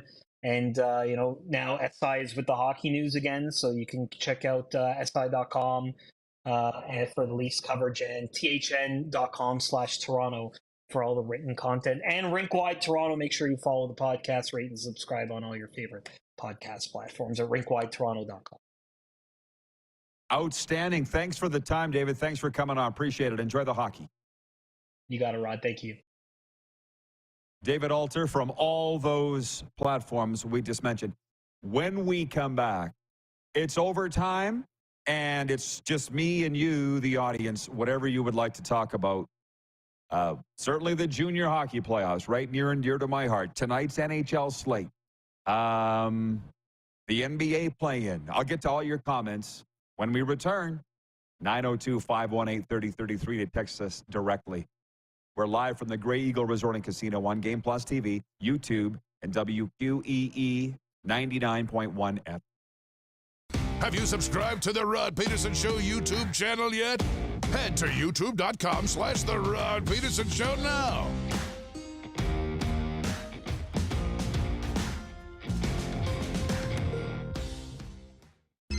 Text 902-518-3033. 902-518-3033. Pick up your phone and text RP, that's Rod Pedersen. Text 902-518-3033.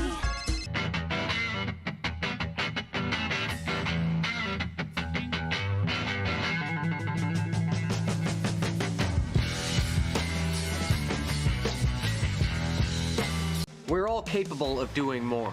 More speed, more reps, more commitment to getting every detail perfect. And that's why it's important we never miss a donation appointment. Blood and plasma donors are needed every day in Canada to support thousands of patients that rely on Canada's lifeline. We're asking you to join the Hockey Gives Blood Partners for Life team. Join today by downloading the Give Blood app or book online at blood.ca/HGB.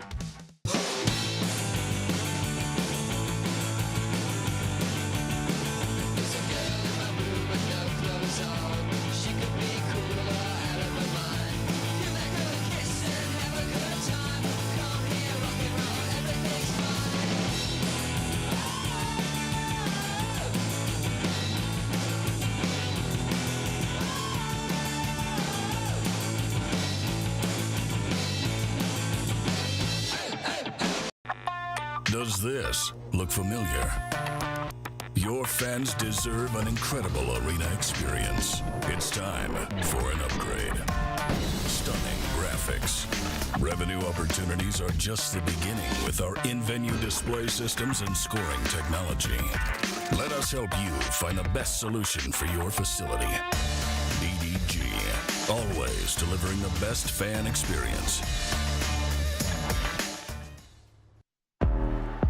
Gotta hit the beat. Gotta hit the beat. Gotta hit the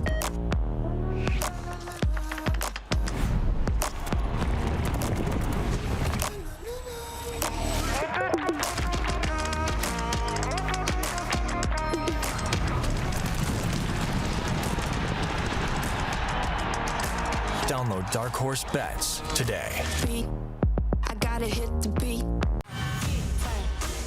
Lot of sun, smoky in the air, that's a lot of pine. Big time, big time, big time, big time.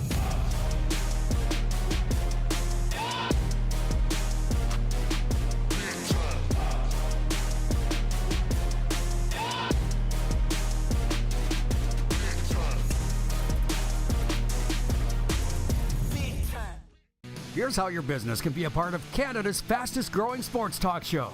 All you have to do is contact us, and we will tell you all about the dynamic and exciting marketing opportunities we have, utilizing a fully integrated 360-degree multi-platform. Imagine your business seen and heard across Canada on Game Plus TV and around the world on the Rod Pedersen Digital Network. You will use one of the most overused expressions in sports. You gotta be kidding me. Get your business involved. Contact the Rod Pedersen Show today. You got something to say? You want to add to the show? What are you waiting for? Don't just sit there. Say something. Now, back to the studio with Rod. Okay, welcome back, everybody. For Overtime, proudly brought to you by the Four Seasons Sports Palace, your home for the UFC and the National Hockey League. And this is going to fly by because I've got a lot of comments from the viewers that I'm going to pass along. But I wanted to mention something that I didn't get to off the top of the show, and part of that was we were busy with our good friend Jock Wilson from QR Calgary. But, you know, the Blue Jays had a very exciting home opener last night against Detroit, and I'm going to miss tonight's game against the Tigers because I'll be at the Flames and Sharks, so you can't be everywhere. Last night, I went to Century Downs Racetrack and Casino, and I want to thank our guy Kevin the Medium and his lovely gal Allie for inviting me. It was a stagecoach, what the heck did they call it, concert series. And I got a photo here with Amy Heff and Cole Malone, two up-and-coming country singers. That was right on the stage. Amy's originally from Fort McMurray. She's just returned from Los Angeles and won the CMAB Horizon Female Vocalist of the Year. Cole on the right is a award-winning country singer as well. We had a great time last night. I just want to thank Kevin. It was so much fun. So I missed the Blue Jays last night, but I made some new friends, and just want to say thanks for having me down there last night. Good crew there at Century Downs. To the breaking news of the day that Neil Pionk's been fined $5,000 for his cross-check on Johansson of the Wild last night.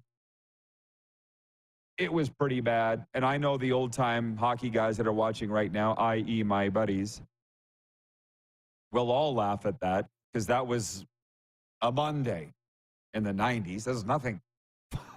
$5,000 for that? Right across here, just went right in. Just can't do that anymore. Brian in Beausejour, Manitoba has written in, and he says, Pionk gets fined and Reeves gets nothing on a worse hit to DeMello? I'm confused. And Johansson on Ehlers? Oh, Ehlers, has he got up yet? Are they going to be calling this stuff in the playoffs? I hope not. But the Reeves hit, I was like, what's the problem? So I don't know. I'm glad I'm not a referee anymore. I'm glad that I'm not in charge of officiating. I'm pretty confident I never will be. Not at this stage of the game. I guess I'm just passing along the complaints from the Jets Nation, and that's fine. I don't understand what's good rough and tumble hockey versus what's illegal. I don't know. Regarding our poll question today for Key Auto Group, and that is, should Connor Bedard play for Canada in the World Hockey Championship? It's a simple yes or no. Clark, what are they saying on YouTube, if you don't mind? What do you have there? Last I saw 73. Yeah. Okay, it's fine. 73% saying yes, he should. That was the Twitter result, and I'm guessing YouTube's similar to that. I'm voting no. I think the kid needs a rest. Our poll is for Key Auto Group. It's truck month at Key. Chevrolet, Buick, GMC get 3.49% financing up to 72 months. On the 2023 Silverado 1500, conditions apply. Go to keychev.com for more details. Rick Sawatsky, watching in Martinsville, says, Send the invite to Bedard. Let him decide. How about that? Novel concept there. Oh, okay. I think we just posed it. I saw people were writing in earlier asking where the poll was. It's now up. You have 4 minutes to vote on the poll. Should Connor Bedard play for Canada in the World Hockey Championship? And now I thank you, Ryan, in Saratoga, New York, for sticking around to be part of this overtime discussion. Ryan says it's going to be really weird not seeing Washington or Pittsburgh in the Stanley Cup playoffs this season. Islanders game pending. There's playoff ramifications on the Montreal Islanders game tonight. Well, weird, I guess, but doesn't bother me. It's nice to see some new teams. If it's going to be the same teams every year, what's the point? Good to see the young and up-and-coming teams, or the Islanders, in their case, be rewarded for acquiring Bo Horvat. Been a great story there. Stacy, watching from Access World Headquarters, says, if I were Bedard, I wouldn't risk injury. I don't think he's going to go, is the sense that I'm getting. But again, as of yesterday, he hasn't even been invited yet. So the conversation is, as they say, moot. Sports update, there are 3 games in the NHL tonight, including a season ender for the Flames. They host the San Jose Sharks. Elsewhere tonight, Canadians visiting the Islanders. The Blues host Dallas. The Toronto Blue Jays look to build on a successful home opener in Game 2 of their series with the Tigers. They smoked them 9-3 last night. Smoked them like a bad cigar. Kevin Gausman gets the ball tonight for Toronto. The Tampa Bay Rays look to extend their season-opening win streak to 12 games in Boston. They dumped the Red Sox 7-2 last night.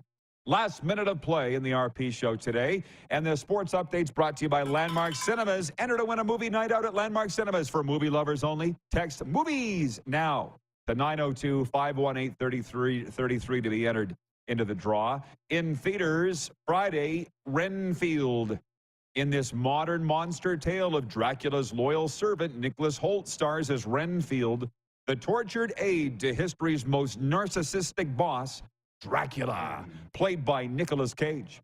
Renfield's forced to procure his master's prey and do his every bidding. But now, after centuries of servitude, Renfield's ready to see if there's a life outside the shadow of the Prince of Darkness. I'm going to tell you there is. Go for it. Do it.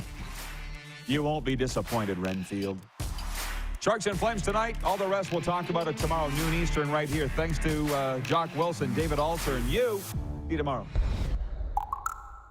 Who has more fun than us?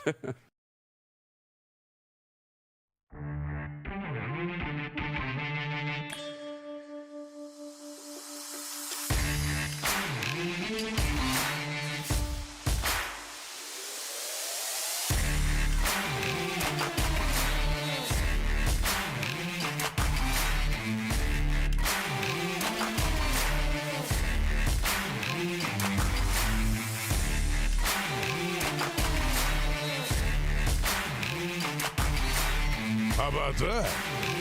Bob's your uncle. Hoorah! I like it. Spicy. Ah.